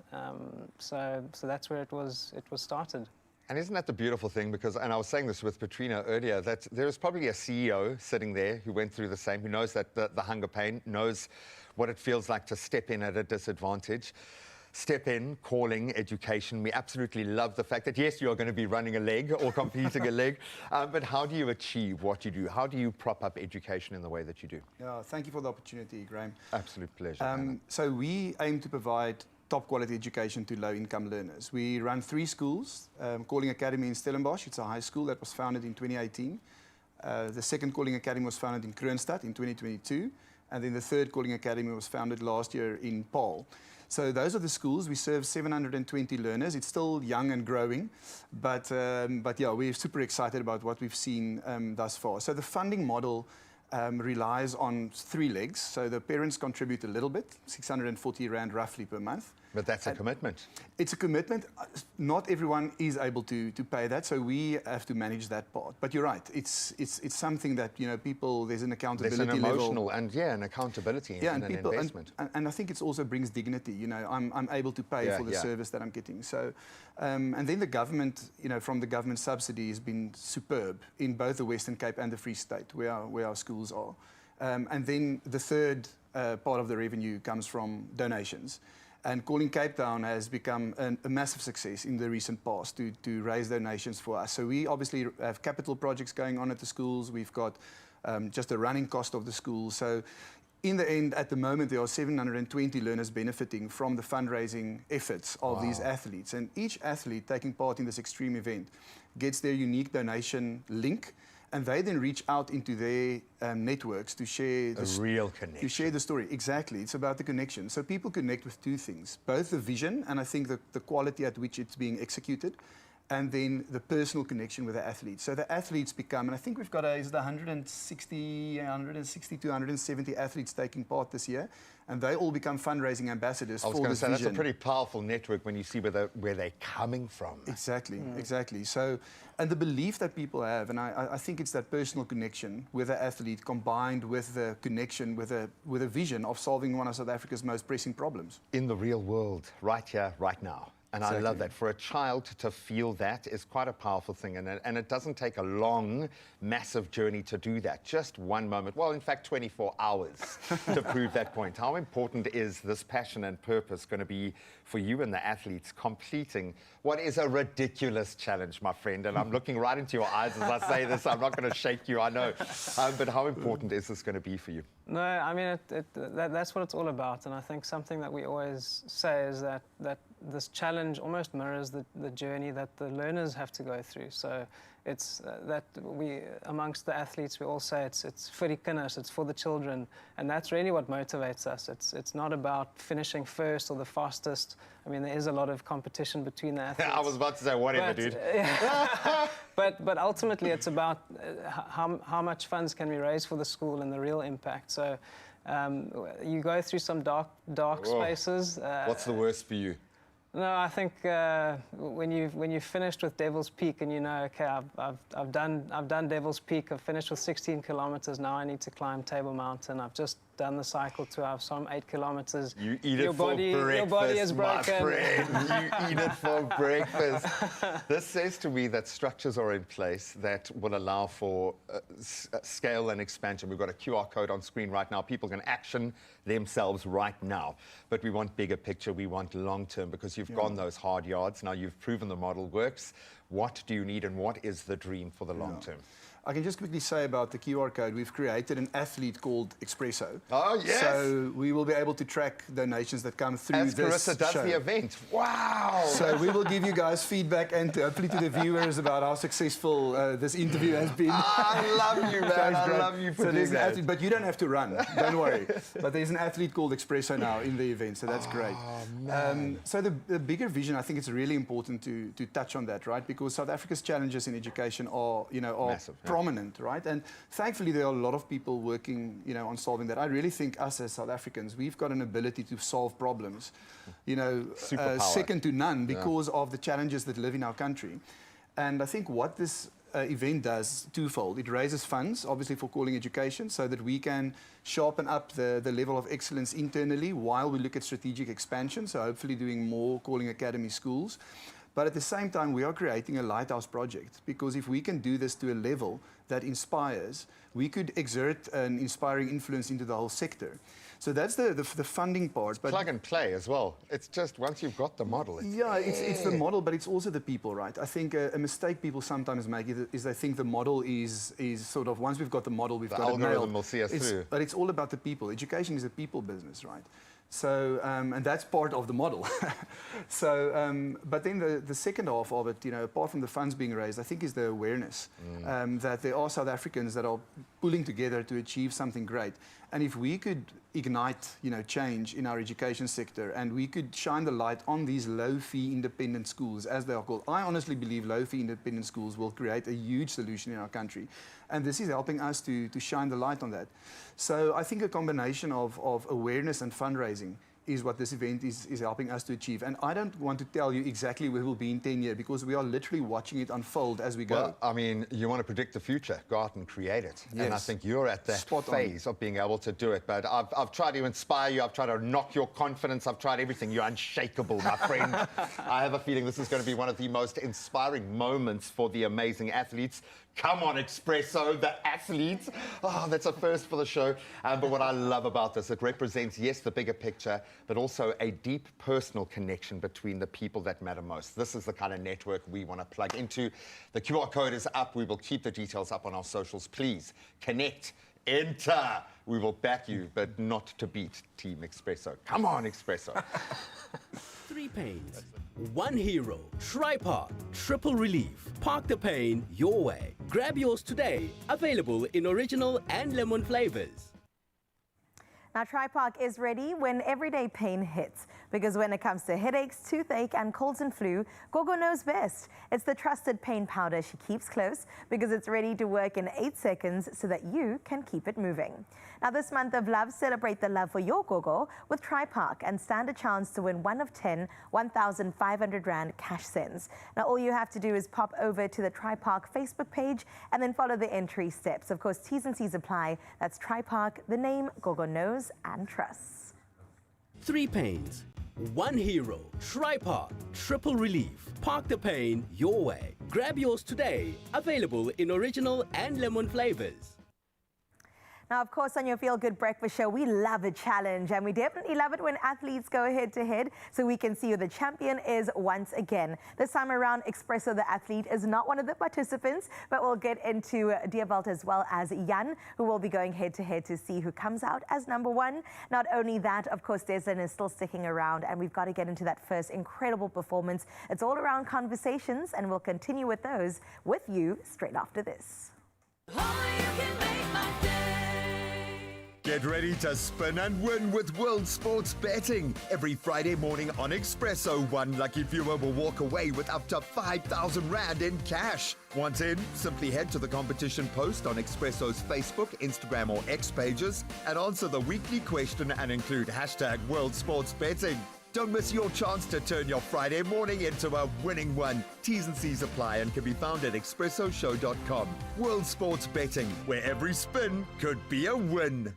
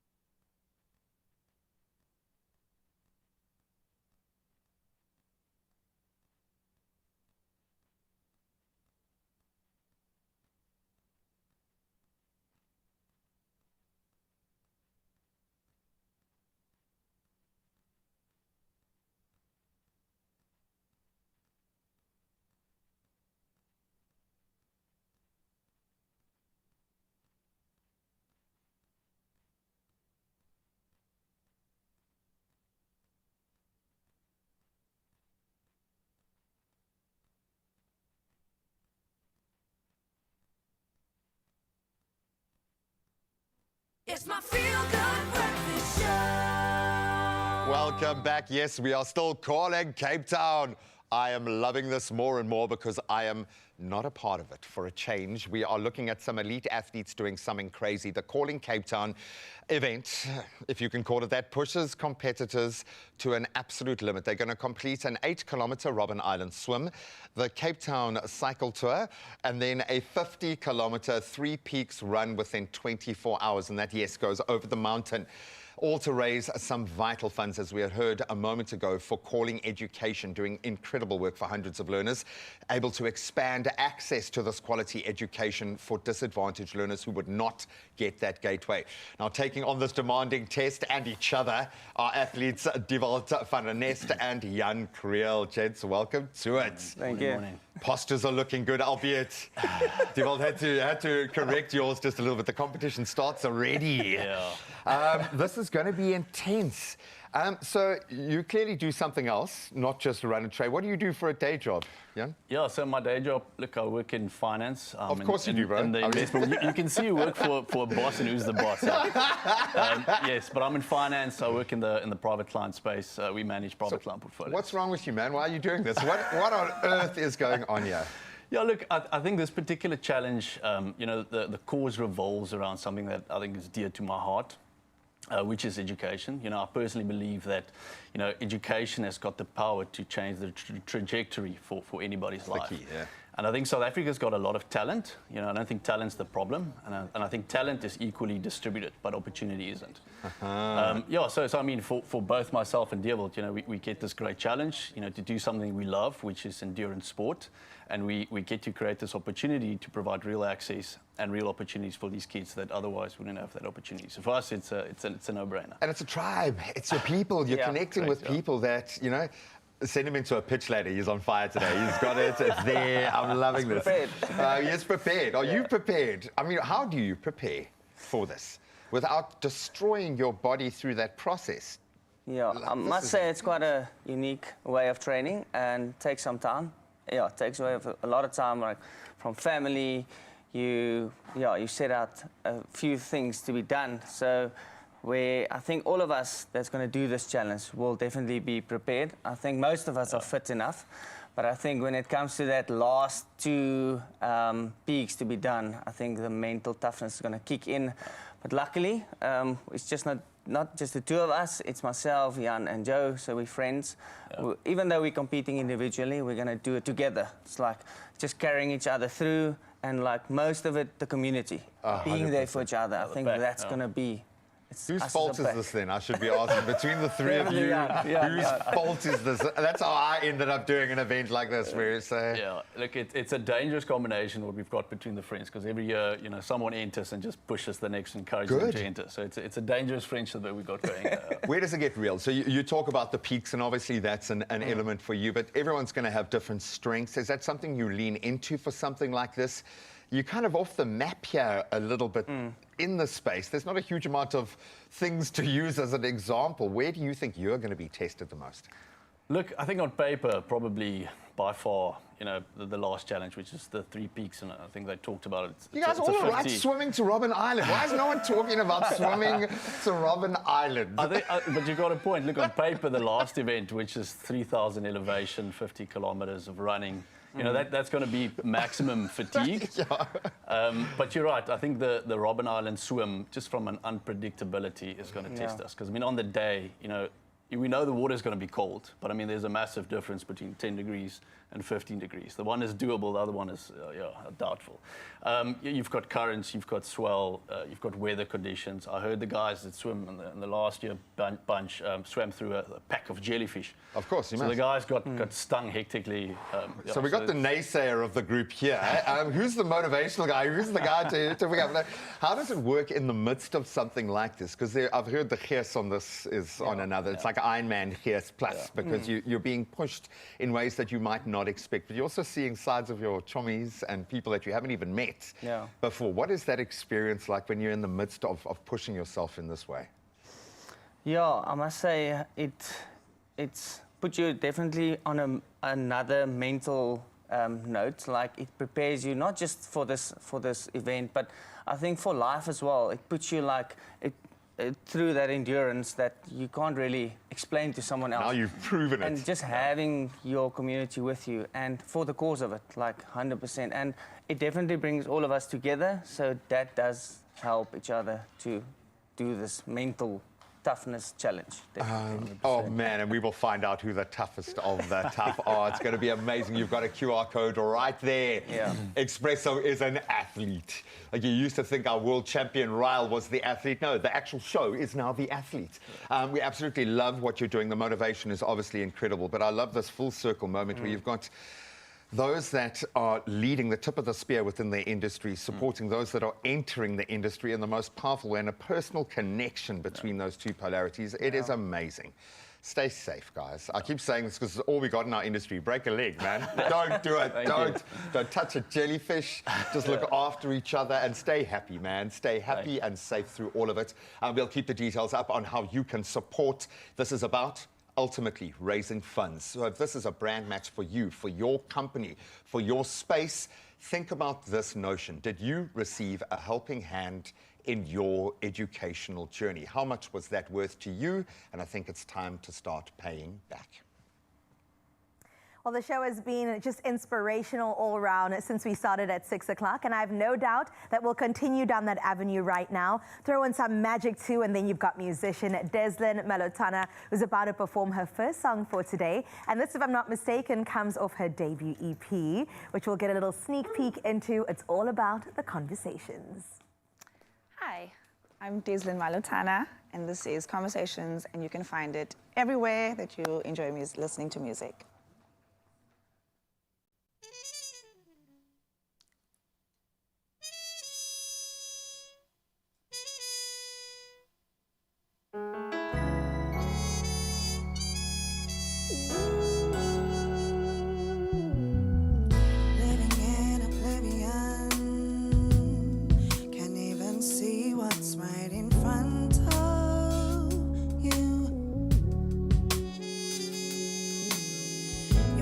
All these walls, just one more concrete block to numb the pain. Drifting worlds apart, when it's the unity we need the most. And we no longer trust that what we told can be the only truth. I'll say it loud, outright and proud. Explore inside, you'll find peace of mind. There's always gonna be a better way. Watch out for what people say. Release then dream and breathe. There's always gonna be a better way. Watch out for what people say. Release then dream and breathe.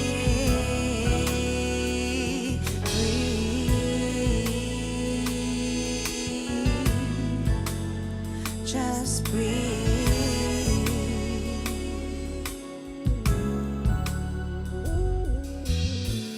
Living in oblivion, can't even see what's right in front of you. You put up all these walls, just one more concrete block to numb the pain.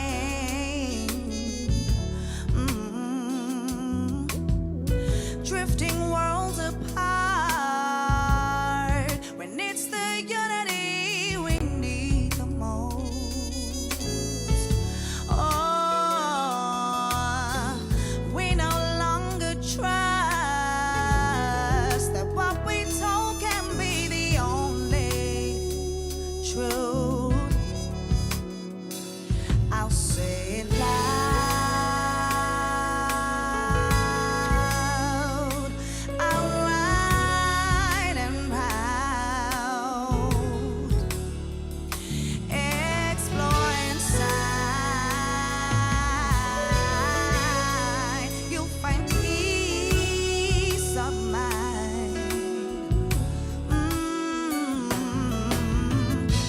always gonna be a better way.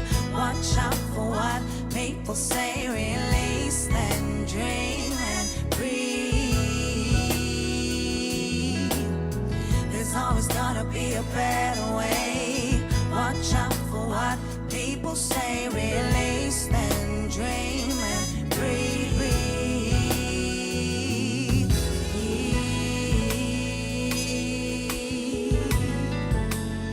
Just breathe.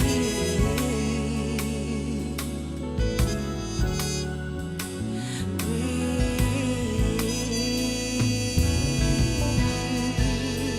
Just breathe.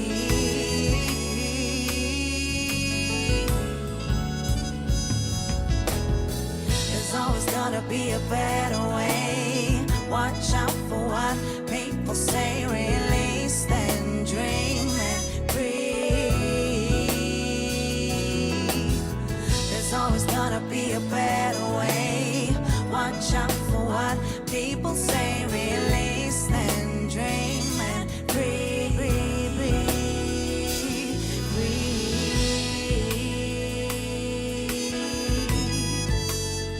Just breathe.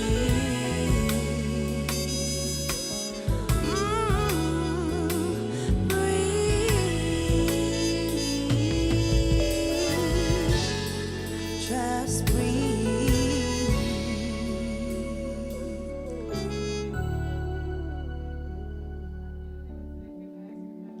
Give it up for Jasmine, girl. I mean, we knew, but then when we saw it all unfold, it was even better than what we could have ever imagined. Please tell us, this debut is coming out when, the album? I'm not going to let Okay, you know. you know what? You've given us enough. Yes. You've given us enough. We know the name of the album. We've got the first single, and hopefully we'll hear another one in just a little bit. That definitely provided the calm that we needed on this halfway point to the weekend. Listen, you're fantastic. Thank you so much. Such a talent, and we can't wait to see you on the other side of this break for some more Culinary Hotline Bling. Chef Chad and Clem are going to be right there.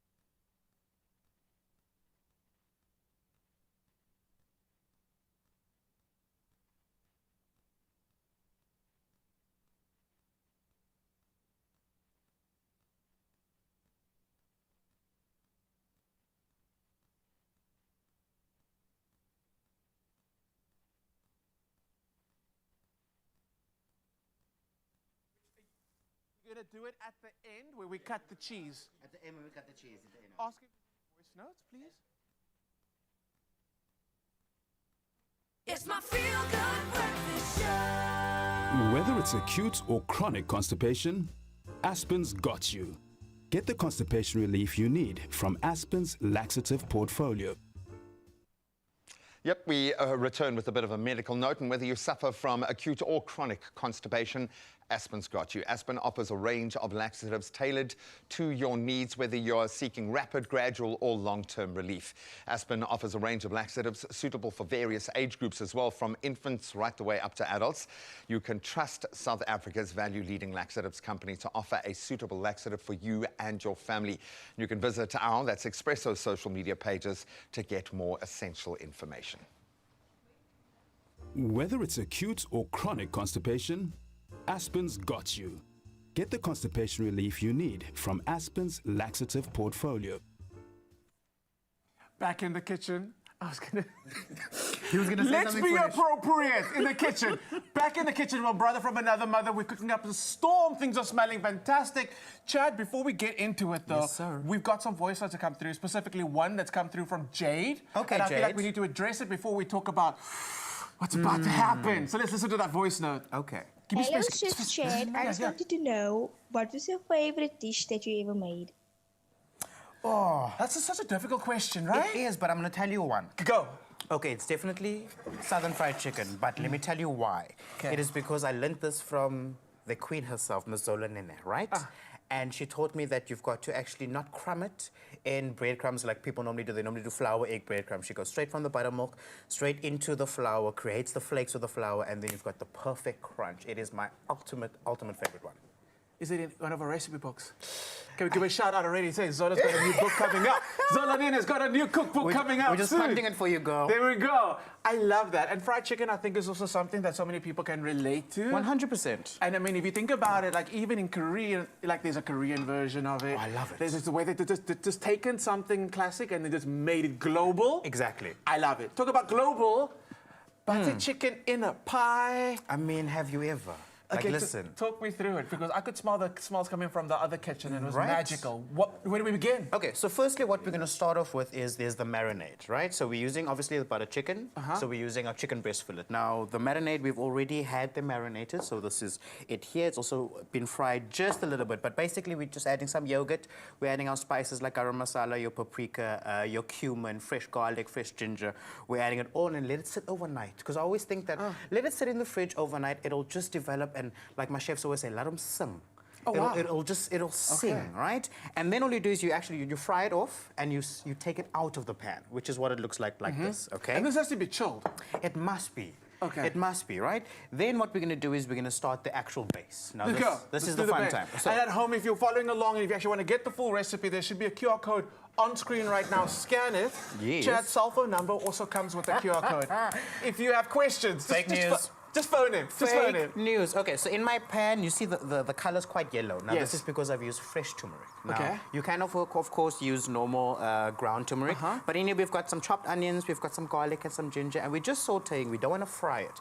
You want to saute it. You want the onions to be nice and sweet and not have that sharp, like bitter onion flavor. And that takes time. And that does take time. So I know that you are good at doing two things at the same time. You can talk and cook at the same time. So let's talk. All Okay, right? let's talk. So I remember your journey, because your journey started similar as mine. Yes. I started in industry. You started as a student at the same time. And we worked together since then. And there's a picture somewhere. It's not going to pop up soon. But there's a picture that's pop up soon. I want to talk about your journey to the... Oh, wait, look at that picture. Oh, we're looking at the picture. Look at that. And that must have been like 2013, 2014 even. And if you zoom into the photo, you can actually see that Clem and I are mid-skinner. Because look at Clem's face and look at mine. I'm in shock as to what he just said.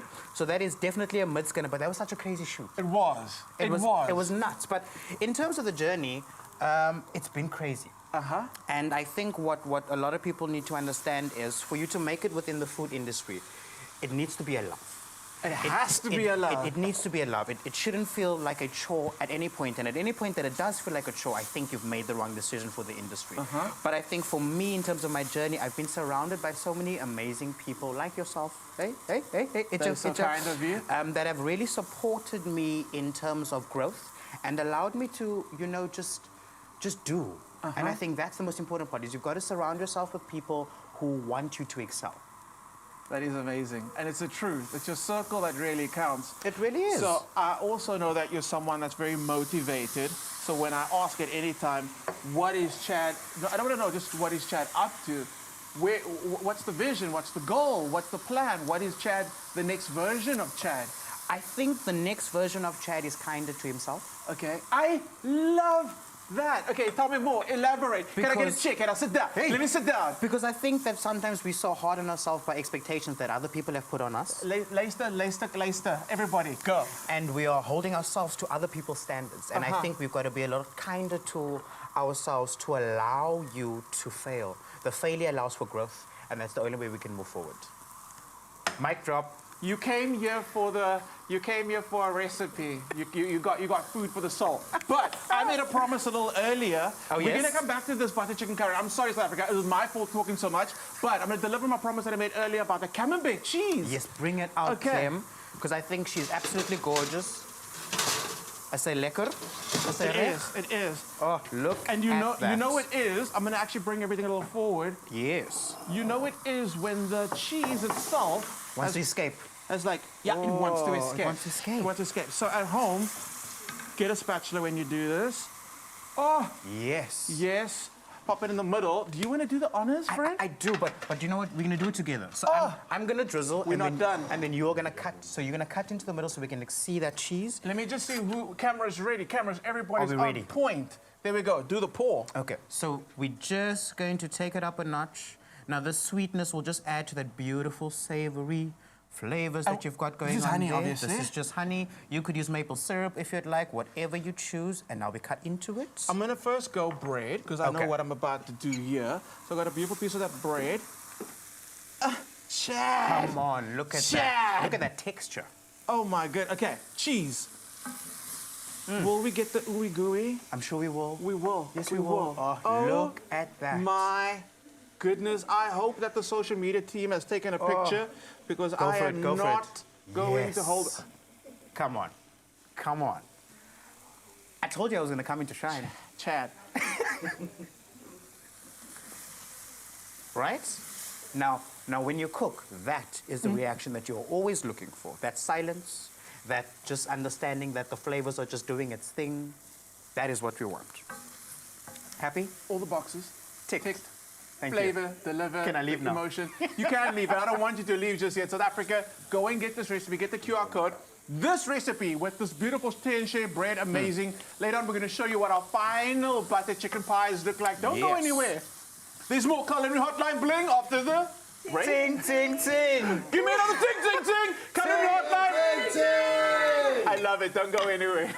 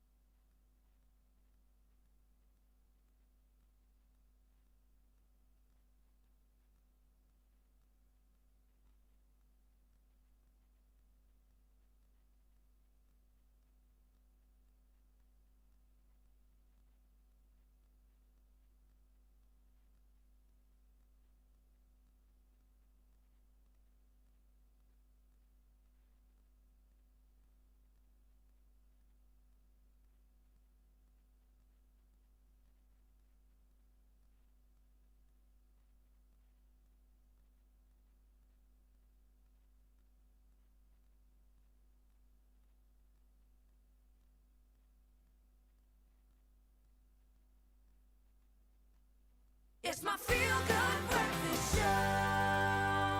Well, welcome back to your Feel Good Breakfast Show. I wish you could smell the goodness that is happening all around us, not only in the kitchen, but also about what we're about to delve right into. Now, in this edition of In Conversation with Woolworths Beauty, we're going to be exploring art and science, especially when it comes to fragrance layering. Now, as personal fragrance becomes more expressive and intentionally crafted, layering has really emerged as one of the most effective ways to just create a signature scent that feels unique, elevated, and truly like you. And that's why we brought in functional and technical trainer at Woolworths Beauty. Corey Goldman is back to share the insider techniques and also practical tips to elevate our fragrance layering routine. Welcome back, Corey. Oh, thanks so much for having me again. I feel like I'm part of the family at this point. Of course you're part of the family. Thanks so much for having me. And like a family member does, you brought gifts. Of course I did. Of course I did.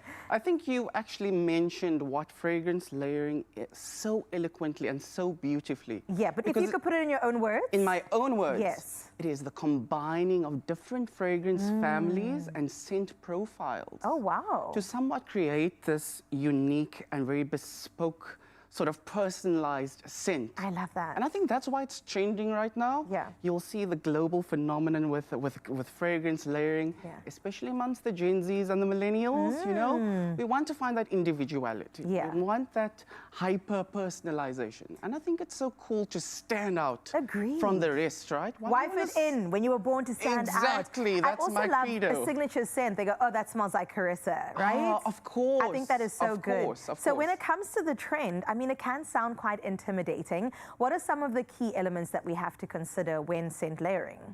First of all, I always promote this, that there are no rules when it comes to fragrances. Yeah. First of all, there are no genders associated with fragrances. Right. And that is the beauty of it. And at Woolworths Beauty, we encourage to be playful with fragrances. Play around, test them. You know, sometimes you think you are just a rose fragrance, but who knows, you are woody, and if you actually oud, all the complexities of oud. So that's the fun thing about fragrances. You get to be playful with it. And it's so much fun to be creative and artistic. So it's a very artistic sort of art, sort of. And I love that you're saying art, because when I look in front of me right now, I'm seeing everything from like a shower gel / oil into a body cream, into a scent and a perfume. So when it comes to the family, what are we talking about? So fragrance layering has so many different aspects and different ways to layer your fragrance as well. So you can start off, so I start off in the shower with your shower gel or your shower oil. And the key to having fragrances last long is moisturized skin. So always moisturize your skin. And that's why we brought some of our body soufflés, which I cannot wait. Let's have a look. Yes, I'm really excited. Yes. So what are we looking into? So one of my personal favorites is the vanilla range from W Beauty. And do you mind if I do a quick little demonstration? My arm is so ready for you. I love this. So assuming that you just got out of the shower, you used your shower cream. So now we're going to layer your fragrance. So one of my personal favorites is the vanilla. I love. Over here. Yeah. So I'm going to try some of it on you. It is much more decadent than so I'm not going to put on too much. Let's just put It's almost like a body butter. Yes. Oh, in Woolworths, we say soufflé. Oh, that feels nice. Yes, and smell it as well. The texture is absolutely amazing, right? I love that. That's a good summer and winter fragrance, actually. Completely.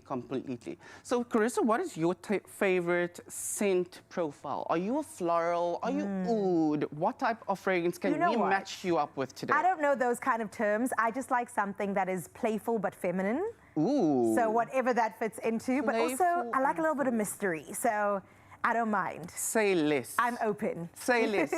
So we've applied your moisturizer. Always apply your moisturizer to your body, because like I said, fragrances cling onto moisturized skin for longer and therefore last longer.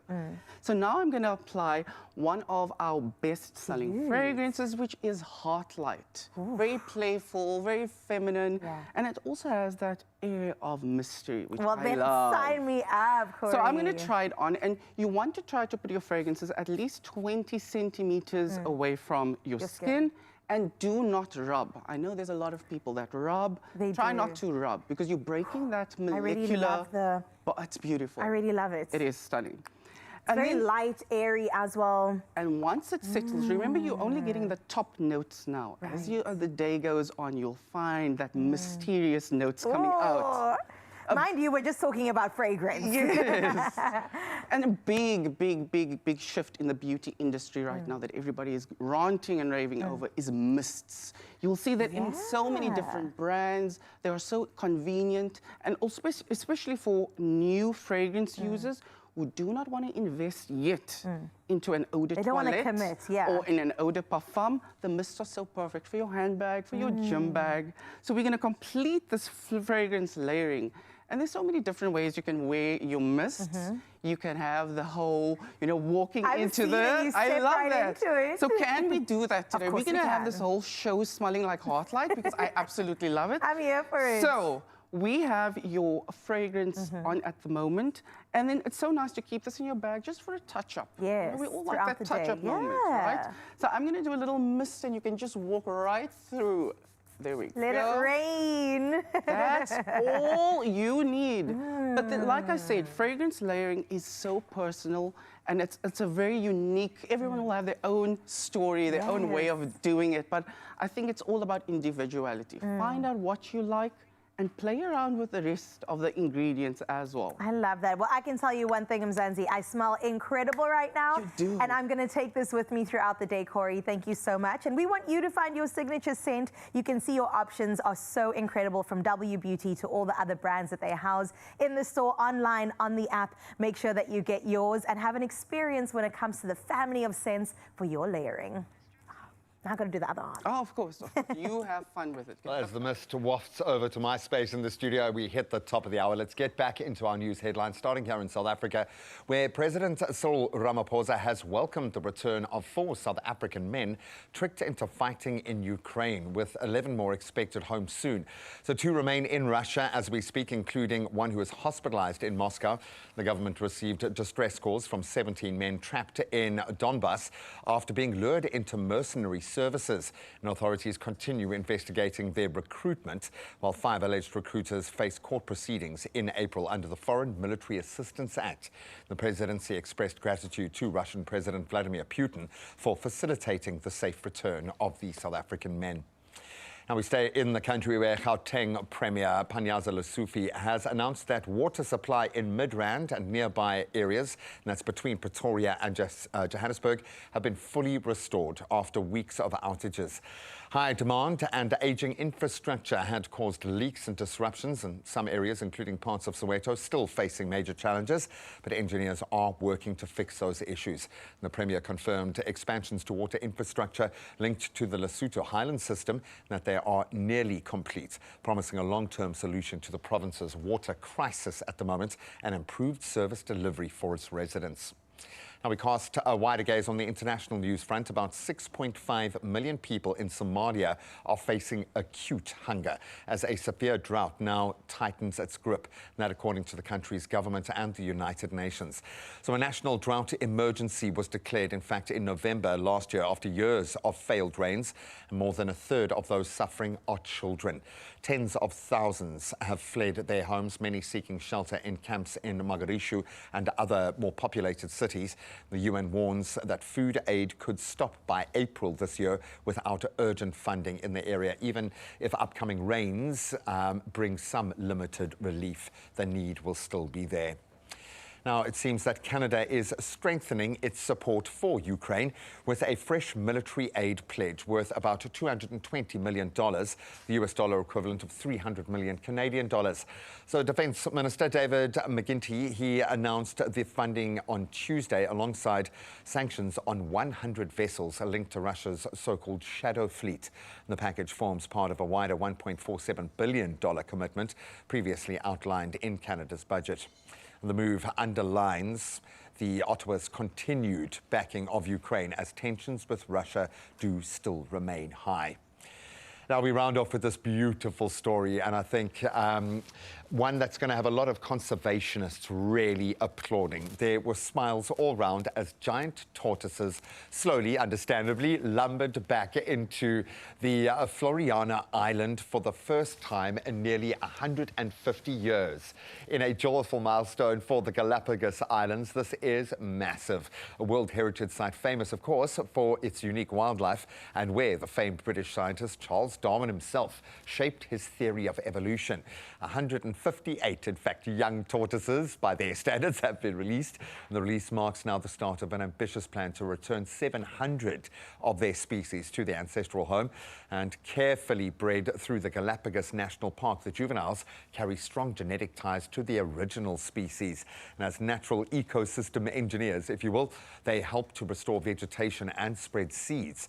But for the small island community, their homecoming is certainly a heartwarming reunion with living history. And the beautiful thing, they'll be there maybe for even a few hundred years to come. And that's where we leave our news headlines. Let's delve into the sport.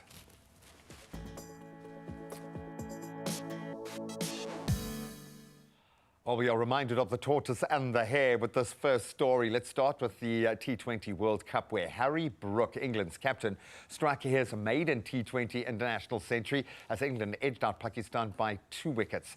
And that was in Kandy to reach the World Cup semi-finals. Brook's superb 100 of just 51 balls, anchoring the chase of 165. And England did have to overcome some late nerves to seal that victory to prove their mettle with 5 balls remaining. Then in tennis, defending champion Stefanos Tsitsipas crashed out of the Dubai Tennis Championships, losing 6-4, 7-5 to Ugo Humbert. While third seed Daniil Medvedev, eased past Shang Yung Chen 6-1, 6-3. And then Alexander Bublik, he beat Jan-Lennart Struff 6-3, 6-4 to progress through to the next round. Getting into our local footballing action, it seems we're going to go down to the wire this season. Kaizer Chiefs lost some ground last night, suffering a 2-1 home defeat to Stellenbosch FC, now denting their premiership title hopes at the wrong time. While Mamelodi Sundowns, they edged Amasulu FC 1-0 in Durbs, with Marcelo Allende scoring late to send the champions top of the standings, but on goal difference with Pirates. It's going to be tense, and we love it for the fans. Now, a little further afield on our Champions League draw, more surprises and dominance. Newcastle United, they beat Karabakh 3-2 in their second leg to advance 9-3 on aggregates. And that in the UEFA Champions League second leg tie last night. Then Atletico Madrid, they overcame Club Brugge 4-1 to turn things around completely, winning 7-4 on aggregate. And then Bodo Glimt did the impossible, stunned Inter Milan 2-1 to become the first Norwegian side to reach the last 16 since 1987. Congrats all round. And that's where we leave our sport for this morning. Let's get one last look at the roads.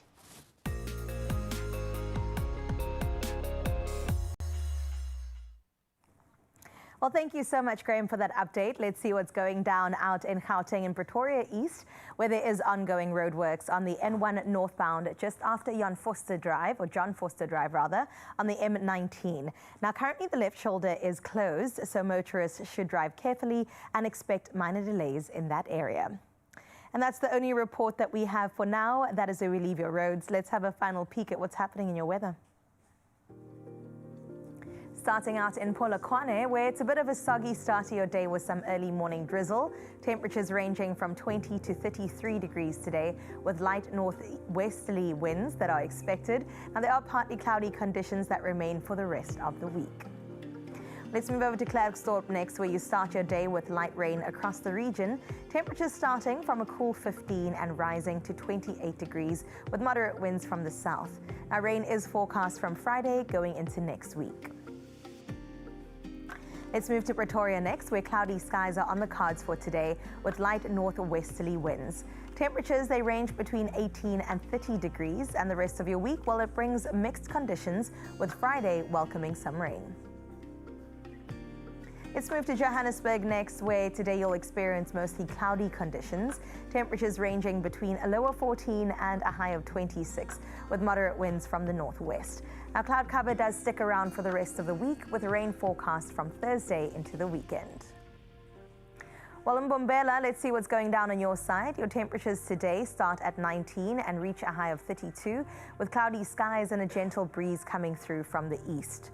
Now, for the rest of your week, temperatures do remain in the lower 30s, the higher 20s, with some rain along the way.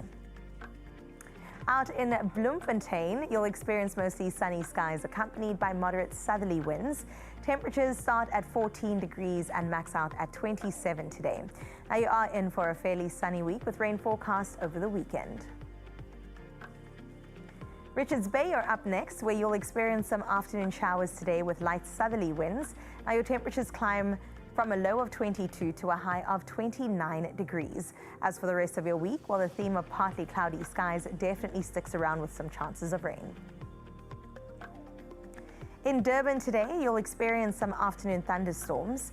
Now temperatures, they'll start at 22 and reach a high of 29 with gentle winds from the south.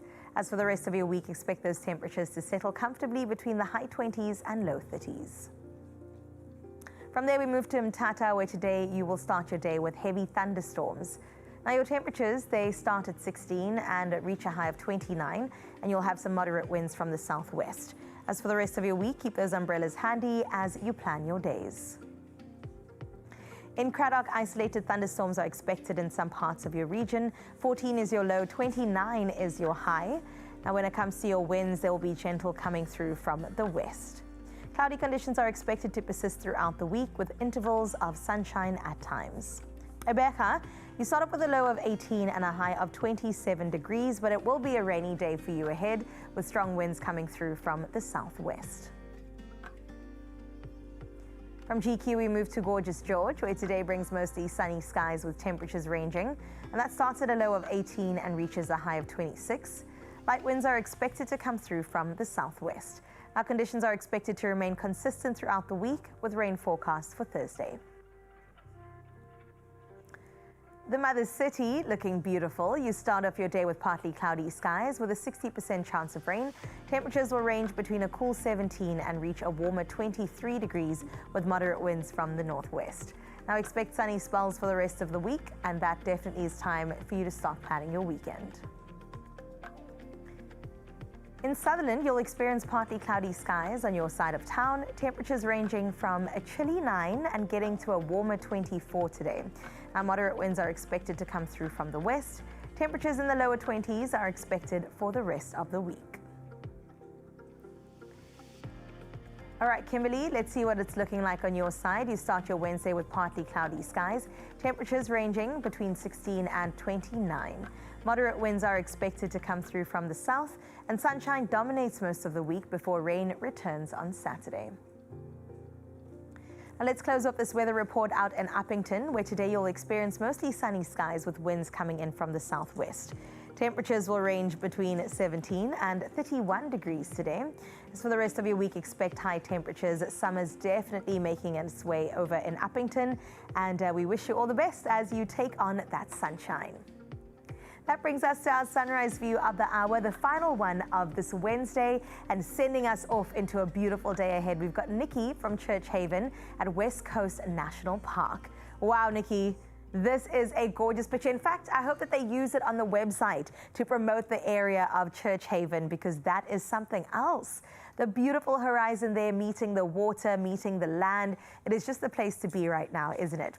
And we appreciate you, Nikki, for getting in touch on our WhatsApp line to let us know exactly what we're missing out on and what it looks like on your side of town. And that is where we leave your weather for this Wednesday morning. We appreciate all the effort that you put into it, and we can't wait to do it again tomorrow, 6, 7, and 8 o'clock. For now, it is the final hour of the show. Let's get straight into it.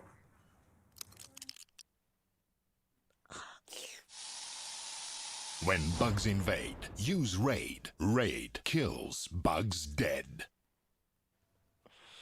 All right, Mzansi, get ready. I shouldn't have to actually remind you of this. If you play, you know. But it is time to Panda Pusha play your Lotto plus 1 and Lotto plus 2 today. Why? 49 million rand is sitting spread across our 3 jackpots for our Wednesday. So you can play Lotto for 39 million rand today, Lotto plus 1, an estimated 2 million, and then Lotto plus 2, 8 million rand in the bank. come on. Get your tickets, do it in-store as soon as they open, with a smile on your face. We've taught you this.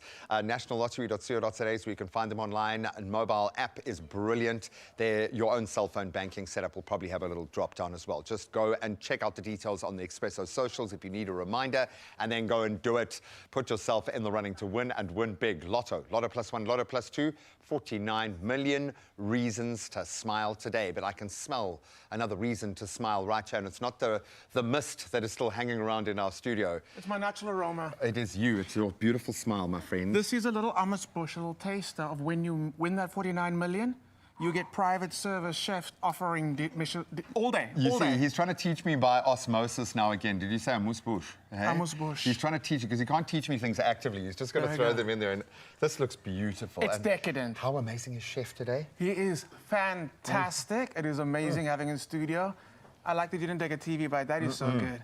That is so good. Right? Right? How delicious. What are we still making? Are we still making? Buttered chicken phyllo pie. Can you get ready? And then a peppermint tart taken to the next level. I love you, man. Love me. Love Chad. Chad, I love you, man. We'll see you now. Is there more? Oh, I want. No, I'll kill for this.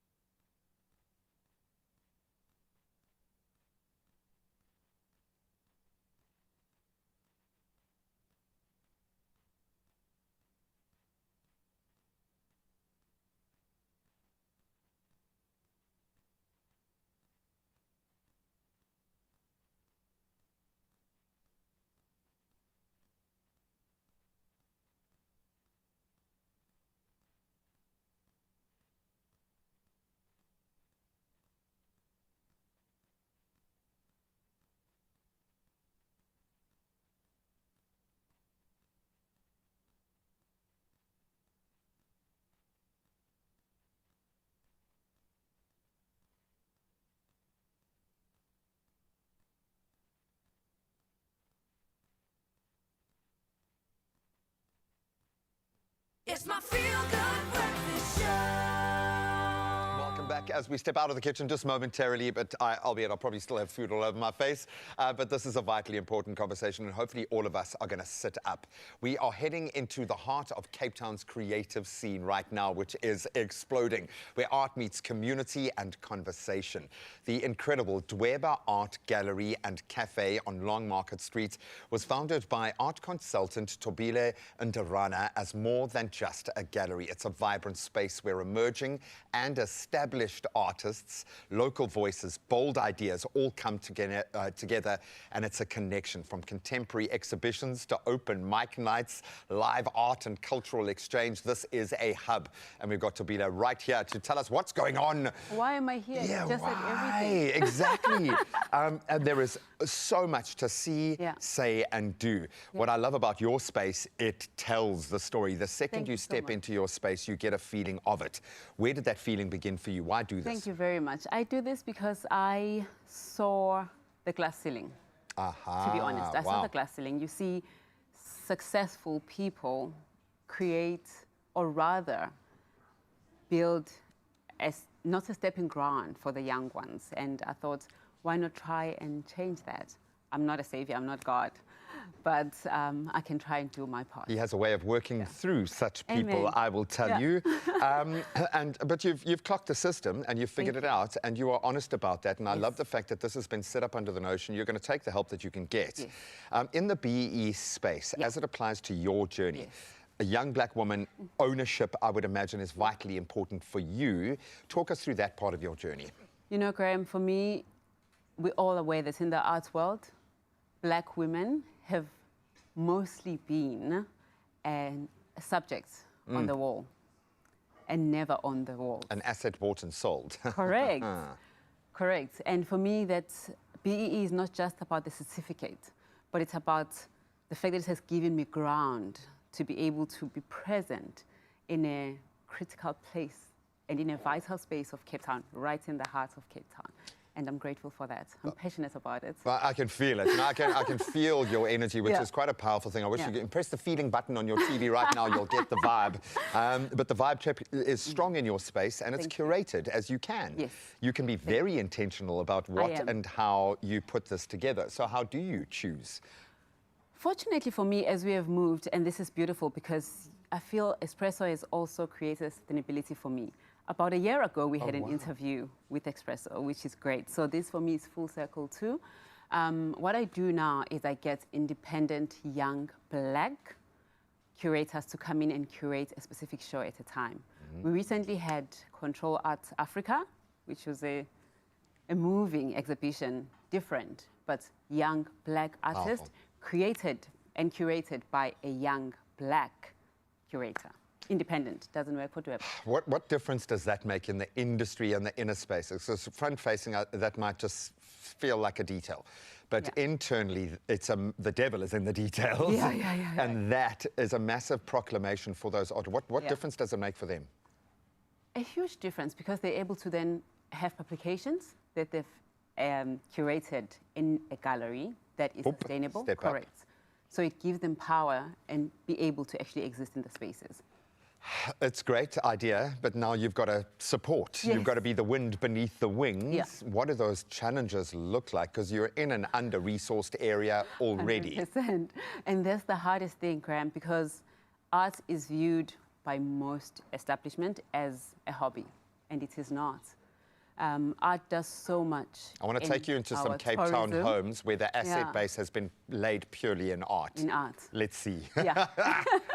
But unfortunately, financial institutions don't see it that way. They think we are, or rather, the art industry is labeled as a risk industry and not a high potential industry. And that's where, you know, it's missing that point. Yeah, and they're missing out on a massive, valuable asset, as we can see. Hence why we are sitting on TV talking about it. What needs to shift and change? If I could give you a magic paintbrush right now to change the landscape, what would you do? Thank you for that. What I would do is I would ask for our locals to actually support local artists. So we need sustainability. We need local collector base. We need our government as well as private sector to invest and also put actually into their expenditure, they need to include contemporary art. Because we love to use it as a bastion 20, 30 years after that artist has passed Exactly. away. Exactly. We'll all claim the wealth and the brand Yep. wealth and the optics. Yep. How many times? That's a South African story. Yep. Well, you're screaming and rapping and singing and presenting a very different story in your space. Yeah. Open mic nights, we love it. And Graham, you know, just to add on there, I give young artists, I'm very intentional with working with young black artists. So we have jazz nights, open mics. I work on, not only, but for instance, my marketing guy is a young black man who just started a business of his own, DNGO. DNGO, support him. Brilliant. Yeah, thank you. And you rap, of course. She grips the mic and she just rips it apart. It's amazing to see her do it. You're amazing for what you do. You know, we were introduced to Dweba as a principal a while ago, but to see how it's mushrooming is amazing. Well done. Thank you so much. The whole reason I reckon why she's done this is so she can get her hands on artwork like that at this phase of that artist's journey before they become 200, 300, 400, 2 million. Exactly. You know what I'm saying? Yeah. Because that's the progression of art. Thank you so much. Thank we you are very going to Dweba_art_cafes where you can start getting a sense of DM. We'll keep all of her details and that incredible site's details up, but you can find them where? 167 Long Market Street. She'll see you there later. Maybe rapping on the open mic. Thank you very much. Well, there's a place to go if you find yourself in the mother city, but I love that we are just celebrating everything this morning, and we're going to continue doing exactly that as we shine a light on African innovation, heritage, and entrepreneurship. Now, based in Midrand, Johannesburg, Setsong African Tea Crafters is 100% Black South African owned, and it is a premium herbal tea brand that's proudly redefining how we experience African teas. From carefully sourcing indigenous ingredients to producing and packaging specialty blends for both retail and hospitality, Setsong is about more than just tea. It is about culture, about craft, and creating opportunity. So let's take a deeper look into their journey. The creation of Setsong Tea Crafters is inspired by Africa. It's inspired by our indigenous knowledge systems, our culture, and our tradition.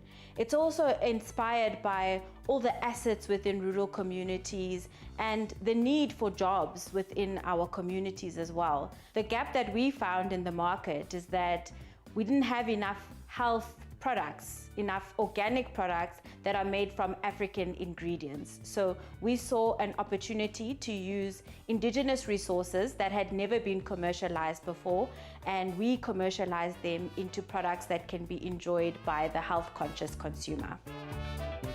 It was really important for us to develop an African-led brand because these are our indigenous assets, and a lot of the knowledge around these plants is held in our rural communities by our African people. A typical production cycle for Setsong starts with wild harvesting these indigenous plants. So we work with plants that naturally grow in the landscapes of Limpopo. We work with two plants, one being the Tepane Black Bush Tea and the Dia Red Root Tea. And we work with rural harvesters, which we've upskilled and trained on sustainable harvesting to ensure that these plants continue to regrow. This allows us to empower more communities and create more jobs.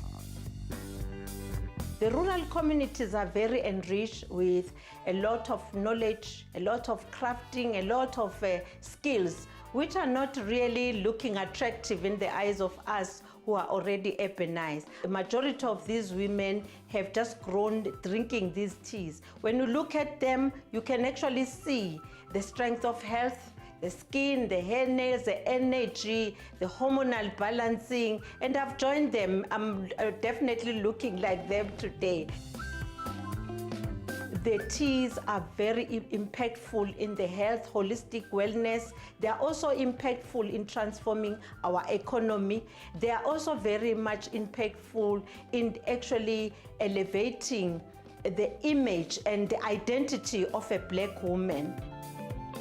Within the Setsong Tea Crafters range, you'll find a tea for every need. We have two ranges. We've got our Tepane Black Bush tea that is rich in vitamin A, C, E, zinc and magnesium. And within that range, you'll find a chai spiced energy tea to improve your energy levels, a flu tea with lemon, ginger and cinnamon, an orange spiced immunity tea, as well as the original blend, which is our hormone balance tea for overall hormonal health. Now I'm preparing the other red root tea, which is our best-selling tea. We infuse with lemon, ginger and berry for detoxing. This is my tea leaves, 1 tablespoon in a liter. Because it is a teaspoon, I use 2 teaspoons. I pour my boiling water. This is my boiling water. After 3 minutes, the tea is ready brewed. I pour it. You can see the color of the tea. And also the aroma.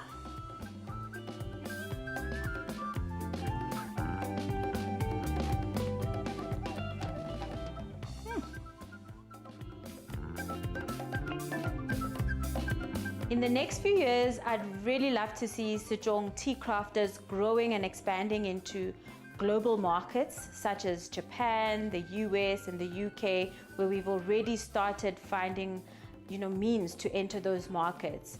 I'd also like to see the brand growing locally and penetrating larger local grocery stores, pharmacies, and also within the hospitality industry. Wow. I'm a big tea drinker. I know you are. I was going to ask. This is beautiful. The branding, everything is so on point. I'm thinking if there are like boutique hotels out there trying to push the South African brand, the narrative with an authentic, purpose-driven vibe, come on. Fill every room. Please. Beautiful. You know how we always drink that little tea, the cup in the come on, Setsong tea? That's the way you need to start your day every single day. Well done to all of those involved, and we can't wait to see your continued success as you keep moving forward. Speaking about moving forward, let's get into the rest of the show. We've got not one, but twice the Pedro, and they are looking beautiful this morning. Megs is here, and she has brought her goodies along. Take a look at that spread. Wow. Very nice, Meg. I love it. We're taking care of our inner spaces today. Glad that she is out of her pajamas and dressing gown. Likewise you, because that's how we spent our week last week. Right. We are beautifying our inner spaces after this. Back to school just got even better. Now, Outline is kicking off the new term by giving one lucky viewer the chance to win a year's supply of stationery worth 5,000 Rand. All you have to do to enter is head over to Expresso's social pages and tell us which Outline stationery item helps you stay neat, organized, and ready to learn. Use hashtag OutlineAfrica to enter. Now, entries close the 25th of February and T's and C's apply. Visit expressoshow.com.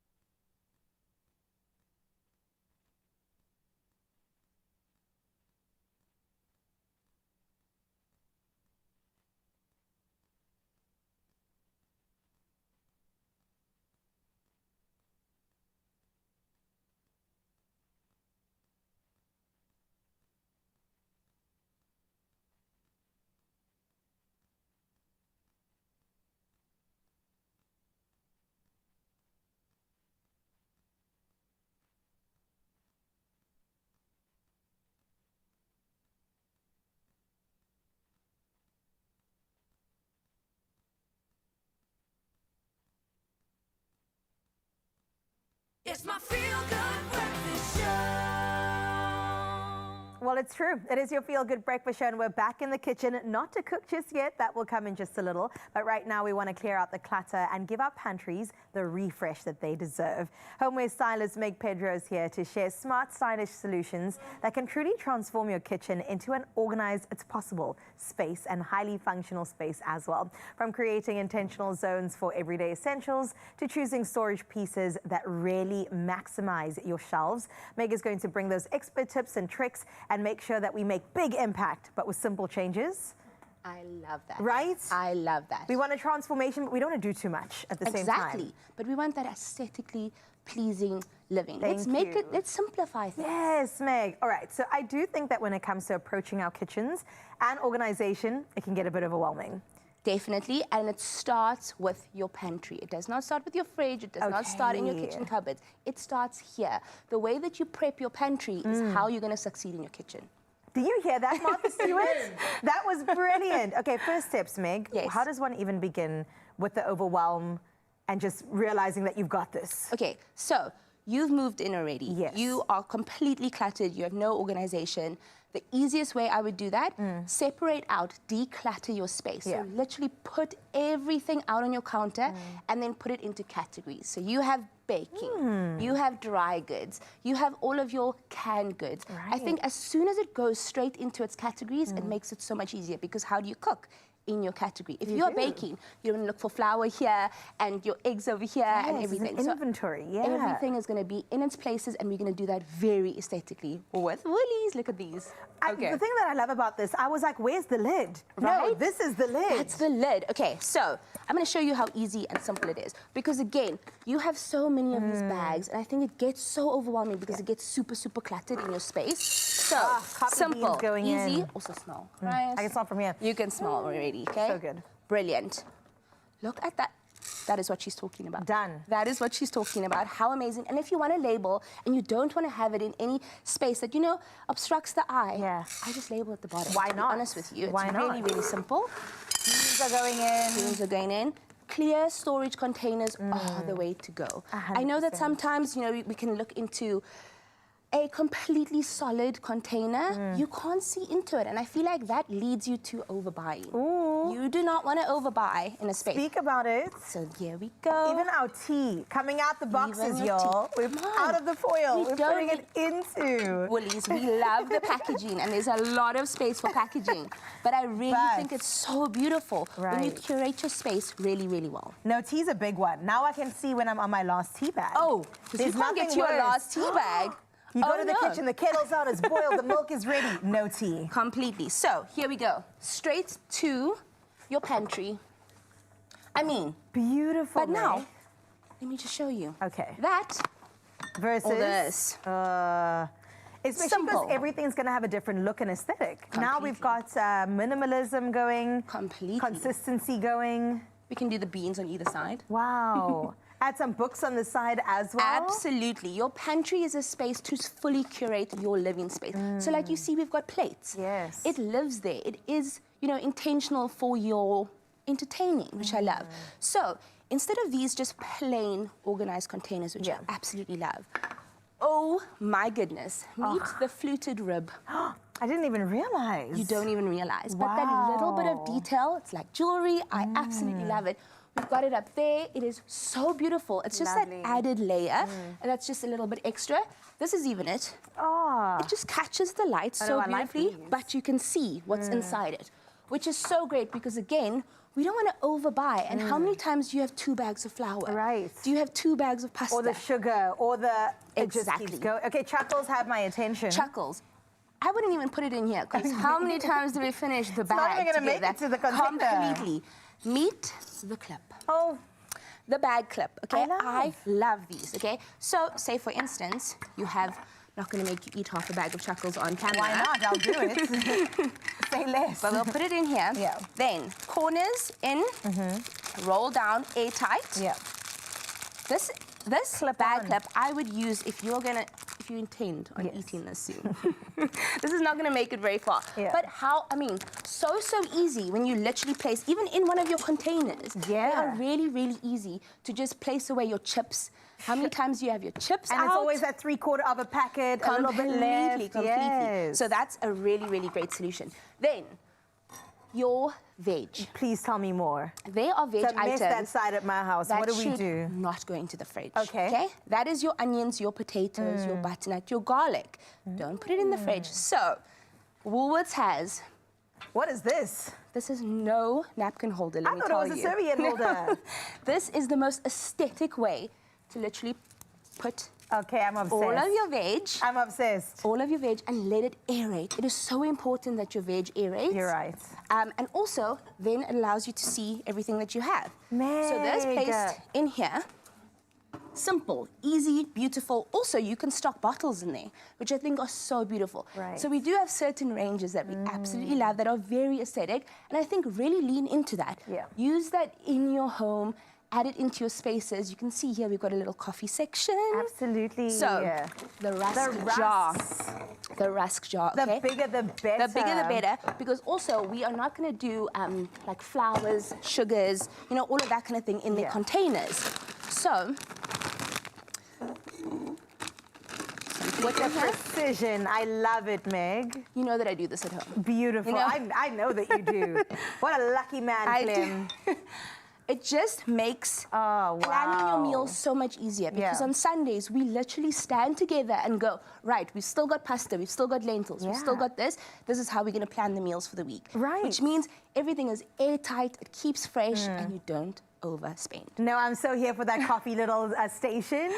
Every single day you find yourself there. It's functional, it's beautiful. You want to enjoy yourself in your space as well. Meg, this is great. This has transformed my mind. I'm going to have to get one of these in my house. It is such a great way. And imagine a couple of them stacked together. You've got your beautiful, you know, long bottles that you can put in there, your balsamics, stuff like that. It just all is together, which means you pull it out, you put it next to your stove, and you just keep going. Because my potatoes, they're in the cupboard rolling around. I said they need to be in a single space. Meg, this is amazing. The spaghetti, I assume, also can be put away. Absolutely. And the height. Really play with heights in your pantry. That is why you can take a simple pantry to it looking absolutely amazing, because we're playing with height. These are fully stackable. These are fully stackable, which is why they have the ribbed edges, which is so, so good for that. Lunch boxes. But how stunningly they aesthetic. glass too? Of course they glass. Oh my goodness. Because we need to heat and eat. We need a dishwasher and all the different sizes. So aesthetically, I would put that in my pantry. My goodness. The thing is, Woolworths will tell you what you need. Absolutely. You go in, you said, I didn't know. Now you know. If you didn't know, now you know. It's clever storage solutions that we're talking about. Thank you so much, Meg, for coming through. Also, those timeless kitchen essentials. Woolworths has everything you need to transform your pantry into an organized and very functional space. And you can go ahead, Mzansi, shop these items and more at Woolworths, available in-store, online, and, of course, on the app. After all of that, we deserve a chuckle. We deserve that. We deserve Let's go that.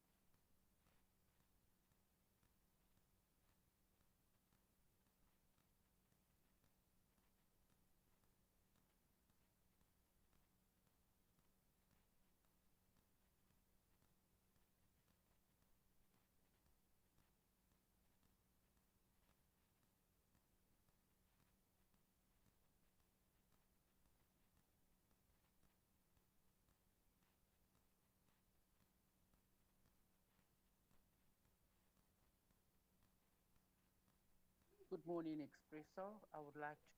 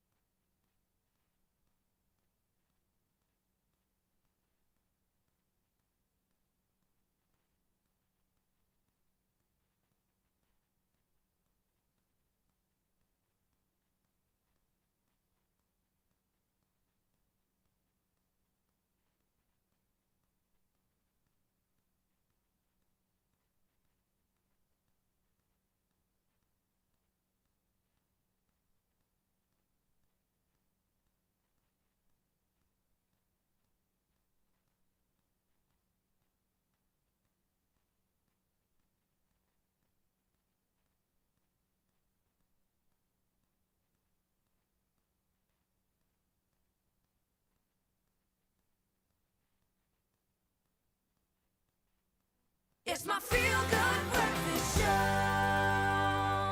Welcome back to the kitchen for the final installment of the Culinary Hotline Bling! Sing, sing, sing! Chef Chad January's still in the kitchen, and I'm trying to bribe him to become a more regular offering in the kitchen. We're working on it. They just throw these things on live TV. You know, and we make it official. But what you also have made official is the fact that you're making a peppermint crisp tart with a difference. 100%. Before we kick off with that, the people have just been like all about you, and we actually have a voice note that we want to play. I think we should maybe start with a voice note before we start cooking. Why not? Let's Good hear. morning, Expresso. I would like to know what can I do to make sure that the batter on my chicken stays on when I am frying it. Okay, so for me, it depends on the batter that you're using. So if you're going the original route where it's flour, eggs, breadcrumbs, right? Make sure that you've coated it properly in the flour and then in the egg, and then your breadcrumbs will stick to it. If you are using a batter, for me, just to make sure that your temperature of both ingredients are exactly the same. So if the batter's ice cold, then the chicken also needs to be ice cold so that they just marinate together. And then the biggest part is, I think what's happening is you might be overcrowding your pan, which is why the batter then runs off the chicken as you are cooking it. Rate me, was that right? Teacher vibes, I love it. I hope that does answer your question. Dude, that was amazing. Right? And I can tell that you're in the business of teaching and sharing the knowledge and passion that you have. Oh my goodness, goosebumps. Let's make this thing. But before we do, yes, let's talk about our delicious butter chicken phyllo pie. Yes, because someone, and I don't want to mention names, but it starts with a Clement Pedro, did get a little bit carried away in the previous segment, so we didn't touch on it properly. We spoke more than cook. So all I've done is we've cut the phyllo pastry into little squares. We've scrunched them up nicely and popped it on top of that beautiful filling. And then it just needs some fresh coriander. You want to bring me the yogurt sauce over there? Of course. And those pickled onions. Of course. The pickled onions is just going to cut through that richness of the butter chicken. And the yogurt sauce is doing exactly the same. And we're just going to do a little bit of a... So at home, you know? If you wanted to make this more of a reveal, would you kind of cover the whole pie with the phyllo? I would. And then as they dig in, they go... Yes. And then they find that beautiful, beautiful, delicious flavor underneath. And then the pickled red onions just adds a pop of color to something already beautiful. We like a sambal with our curries, biryanis. It is our way, right? But you know what the thing is my job always to make the sambal. And if you make a sambal like I make, you're there for a while. Because I take the seeds out, the tomato, and every onion's got to be yes. So what I've actually found is carrots and just chunky onions. Rather grate do a the sambal, carrots. grate the carrot, make a sambal out of that, chunky onion, make a sambal out of that, because all your curry actually needs that little hit of acidity. And all it actually needs is it's the vinegar part of the sambal that it needs. See, the ingredients are fresh enough, but we need that vinegar to just cut through that spice so nicely. Look at what we were together. All right, peppermint tart. Let's talk about it. We're going to do this quickly now. We're going to go quickly. Okay, so do you want to whip our cream so long? So in there, we've just got double cream, right, which we're just going to whip up nice and thick. I'm going to take your peppermint your tennis biscuits. We're going to lay them flat like you would do with a normal peppermint tart, right? So everyone has seen the viral video on TikTok or whatever other social media platform where it's the ingredients to make this ice cream is just cream and condensed milk that you whip together. So I took it up a notch. Okay. Right? So we've got our cream, we've got our condensed milk. You want to add him in? Look, I'm going to be honest with you because we tell the truth on the show. I can see that this cream's a little overwhipped. Correct. Let's see what happens. Let's see what happens. Let's see what happens. We're going to add in our condensed milk, right? So we've got a liter of cream for 1 can of condensed milk. Now, you can add a bit more condensed milk if you want the sweetness, but we are going to add a little bit more sweetness with our caramel. So this is going to give that peppermint vibe, but now only go with half of it, Uncle. Sure Don't thing. mind. And then, of course, what we need is The control room is asking why'd you call me uncle. True story. True story. I have called you nephew. Yes. Since the day I met you, you have Always. been my nephew, and you've called me uncle. So that's the reason. The whole control room went, are they family? Uncle. And also we've got the mold, everything, there's just too much. So you're going to add in your caramel in there nicely, and let's see if it comes together. And then, of course, we're going to add in our peppermint crisp, but we'll do that once that is Do you remember when they tried to take peppermint crisp off the South African shelf? I mean, I felt like that was offensive. I say, Eskom, take the electricity first. Because... Before you come for the peppermint crisp. How dare you? That was tragic. Because what are we doing around December? How? How am I going to say happy birthday, Jesus, without a peppermint tart? No. Thank you for bringing back the peppermint crisp for us, for everyone. Amen. So we're going to add in All of maybe... I would actually mix that first, and then we add in our nice and slow, nice and slow. Nice and slow, yeah. And I'm counting on the condensed milk and the caramel to bring it together. Also, the texture's going to be interesting, but it's fine. It's going to be fine. And look, if you are finding yourself at a stage where you have overwhipped your cream, just add a little bit more of just normal cream to just kind of soften it a little. That's Or right. you can take your cream and whip that up separately and then fold in the mixture that you're struggling with so that it comes to a nice consistency. But it's going to sit beautifully. It's going to sit beautifully because it's forgiving when it's turning into an ice cream sandwich, right? So that's It's an ice cream sandwich? Yes. Sorry, I didn't read the fine print. Yeah, and claim lease niks, what? That is amazing. So we're going to freeze this now. Okay, so let's go with the filling. Yes, thank you. There we go. Okay, when I show me the spatula. We're going to give you the spatula. Yeah, I'll take this guy. So I know what it looks like right now, but do not stress. This is going to go into the freezer and it's going to be absolutely amazing. Right, so we're going to just flatten that out. Look at me making a mess. There we go. Right, and then, as usual, we're going to go with our next layer of our tennis biscuits. Can I tell you something? Please do. I actually have a feeling, because we've separated the cream like that and it's made curds. Tell us. It's going to give us a better texture once it sets. Because it's now giving, there's a lot of air that's been now added into it, so it's going to give fat, whey, Come on. all like that. It's going to be a texture sensation. It's going to be amazing.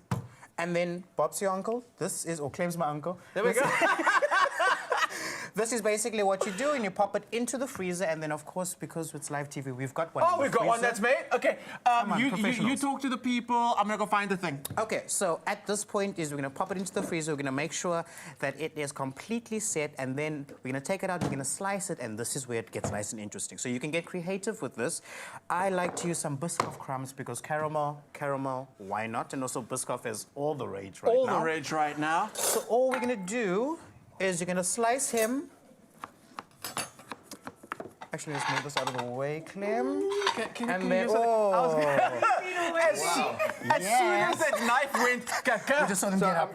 I'm going to use it. I don't want to use this term too lightly. Yes, Graham. Gatekeeping, okay? What has been going on here?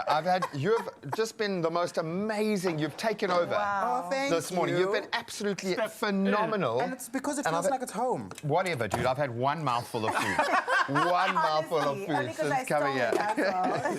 All right, so once we've sliced it, we are just going to lift him up. Oh my. Wow. And just make sure we This get is a a nice peppermint one. fridge Will tart. things No, it's a ever sandwich. be the same again? Look at that. And then we're going to take it up a notch. Stop it, there's more. We're going to first do one side into our peppermint. Oh my goodness. So we've got a little bit there. Let's do another side into our This is sinful. Biscoff. Right? Is there more caramel there? Of course. There must be. More caramel. That's our lepel. Graham Richards. No, I can get you one. Oh, my, so I wasn't even paying attention there. I just zoned out. You just zoned out. And then, of course, you can thin down your caramel if you want, but I'm going to do something cool. We're just going to do a little bit of a smear on top. Oh, look at Right. that. And we finish And it more. off. Because why not? Because we See, you can call it a smear, Yeah. and it still looks beautiful. Can I get a My spoon? smear versus your smear, I think, are I've slightly got some different. spoons. We've got some spoons. I think they came prepared. They were aware. Taste and let us know what you think. Are you going to move out the way for us to enjoy this Okay. moment? Let us know your thoughts. So just to let everyone... Actually, wait, before you bite, I'm going to need Graham also to get a little bit on his spoon at the same time. Thank you.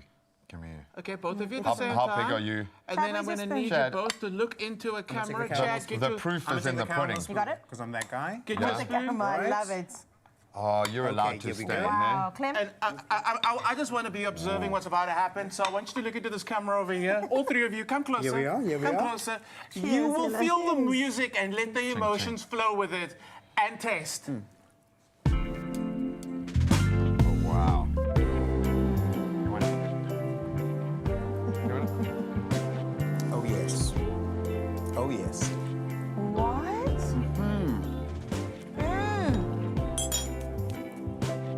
What is it even? Nice. It was so good to have you guys with us today. We'll see you all tomorrow. Goodbye. It's an outbreak. We'll see you after this. Don't go anywhere. We might not. Oh, my. Where did it go? Oh, there. You can make my day.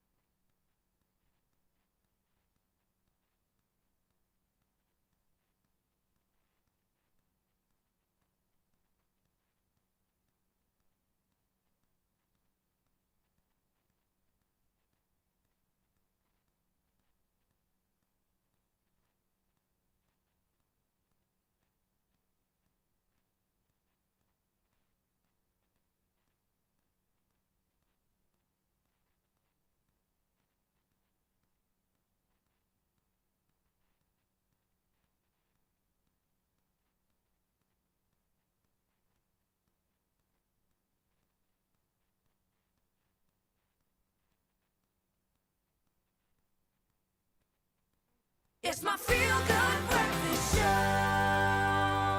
Welcome back to your Feel Good Breakfast Show. We did come back. We did a comeback after all. Listen, Mzansi, get ready to Panda Push-Up. Play Lotto, Lotto Plus 1 and Lotto Plus 2 for that 49 million rand in total estimated jackpots this Wednesday. So play Lotto for an estimated 39 million, and then you've got Lotto Plus 1 for 2 million and Lotto Plus 2 for 8 million rand today. It's a biggie. Go and get your tickets now for all three, for whatever one you've got that vibe for. You can just do it and go in-store with a smile on your face. Go online, nationallottery.co.za. You can use their mobile app. You can use your own cell phone banking setup. And we'll keep the deets on the Expresso social so you can enjoy it with some amazing content today. Behind the scenes has been rich. Please go and check it out. But most importantly, play and win big. Playing your Lotto, Lotto Plus 1 and Lotto Plus 2 for 49 million rand. Come on.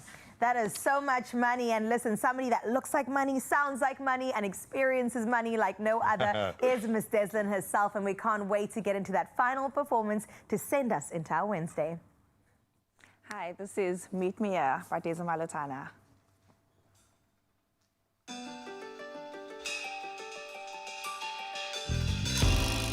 There's a mystery about you, have my mind for strong. An ecstatic energy I cannot ignore. Both forces in orbit, spinning as we go while we try define gravity. Trust life like glass, I know it's fragile. We're at an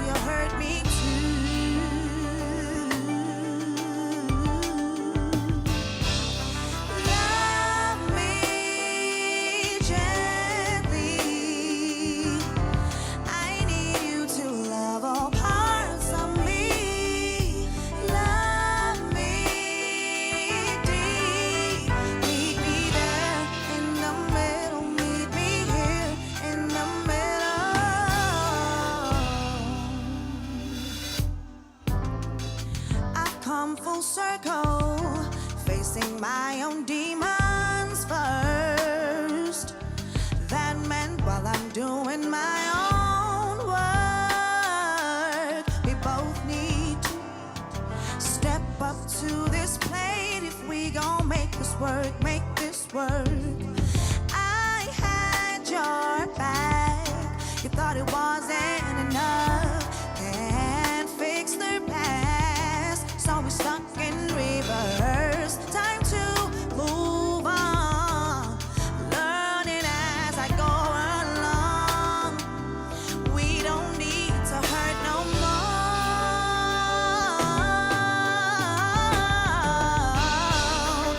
Love me gently. I need you to love all parts of me. Love me deep. Meet me there in the middle. Meet me here in the middle. Love me gently. I need you to love all parts of me. Love me deep.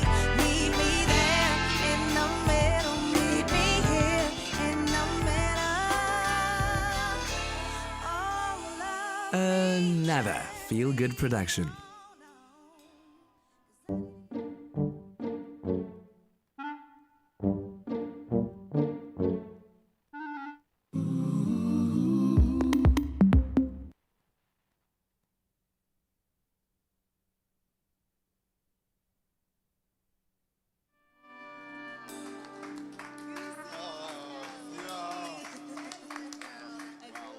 Done. Well done. That was amazing.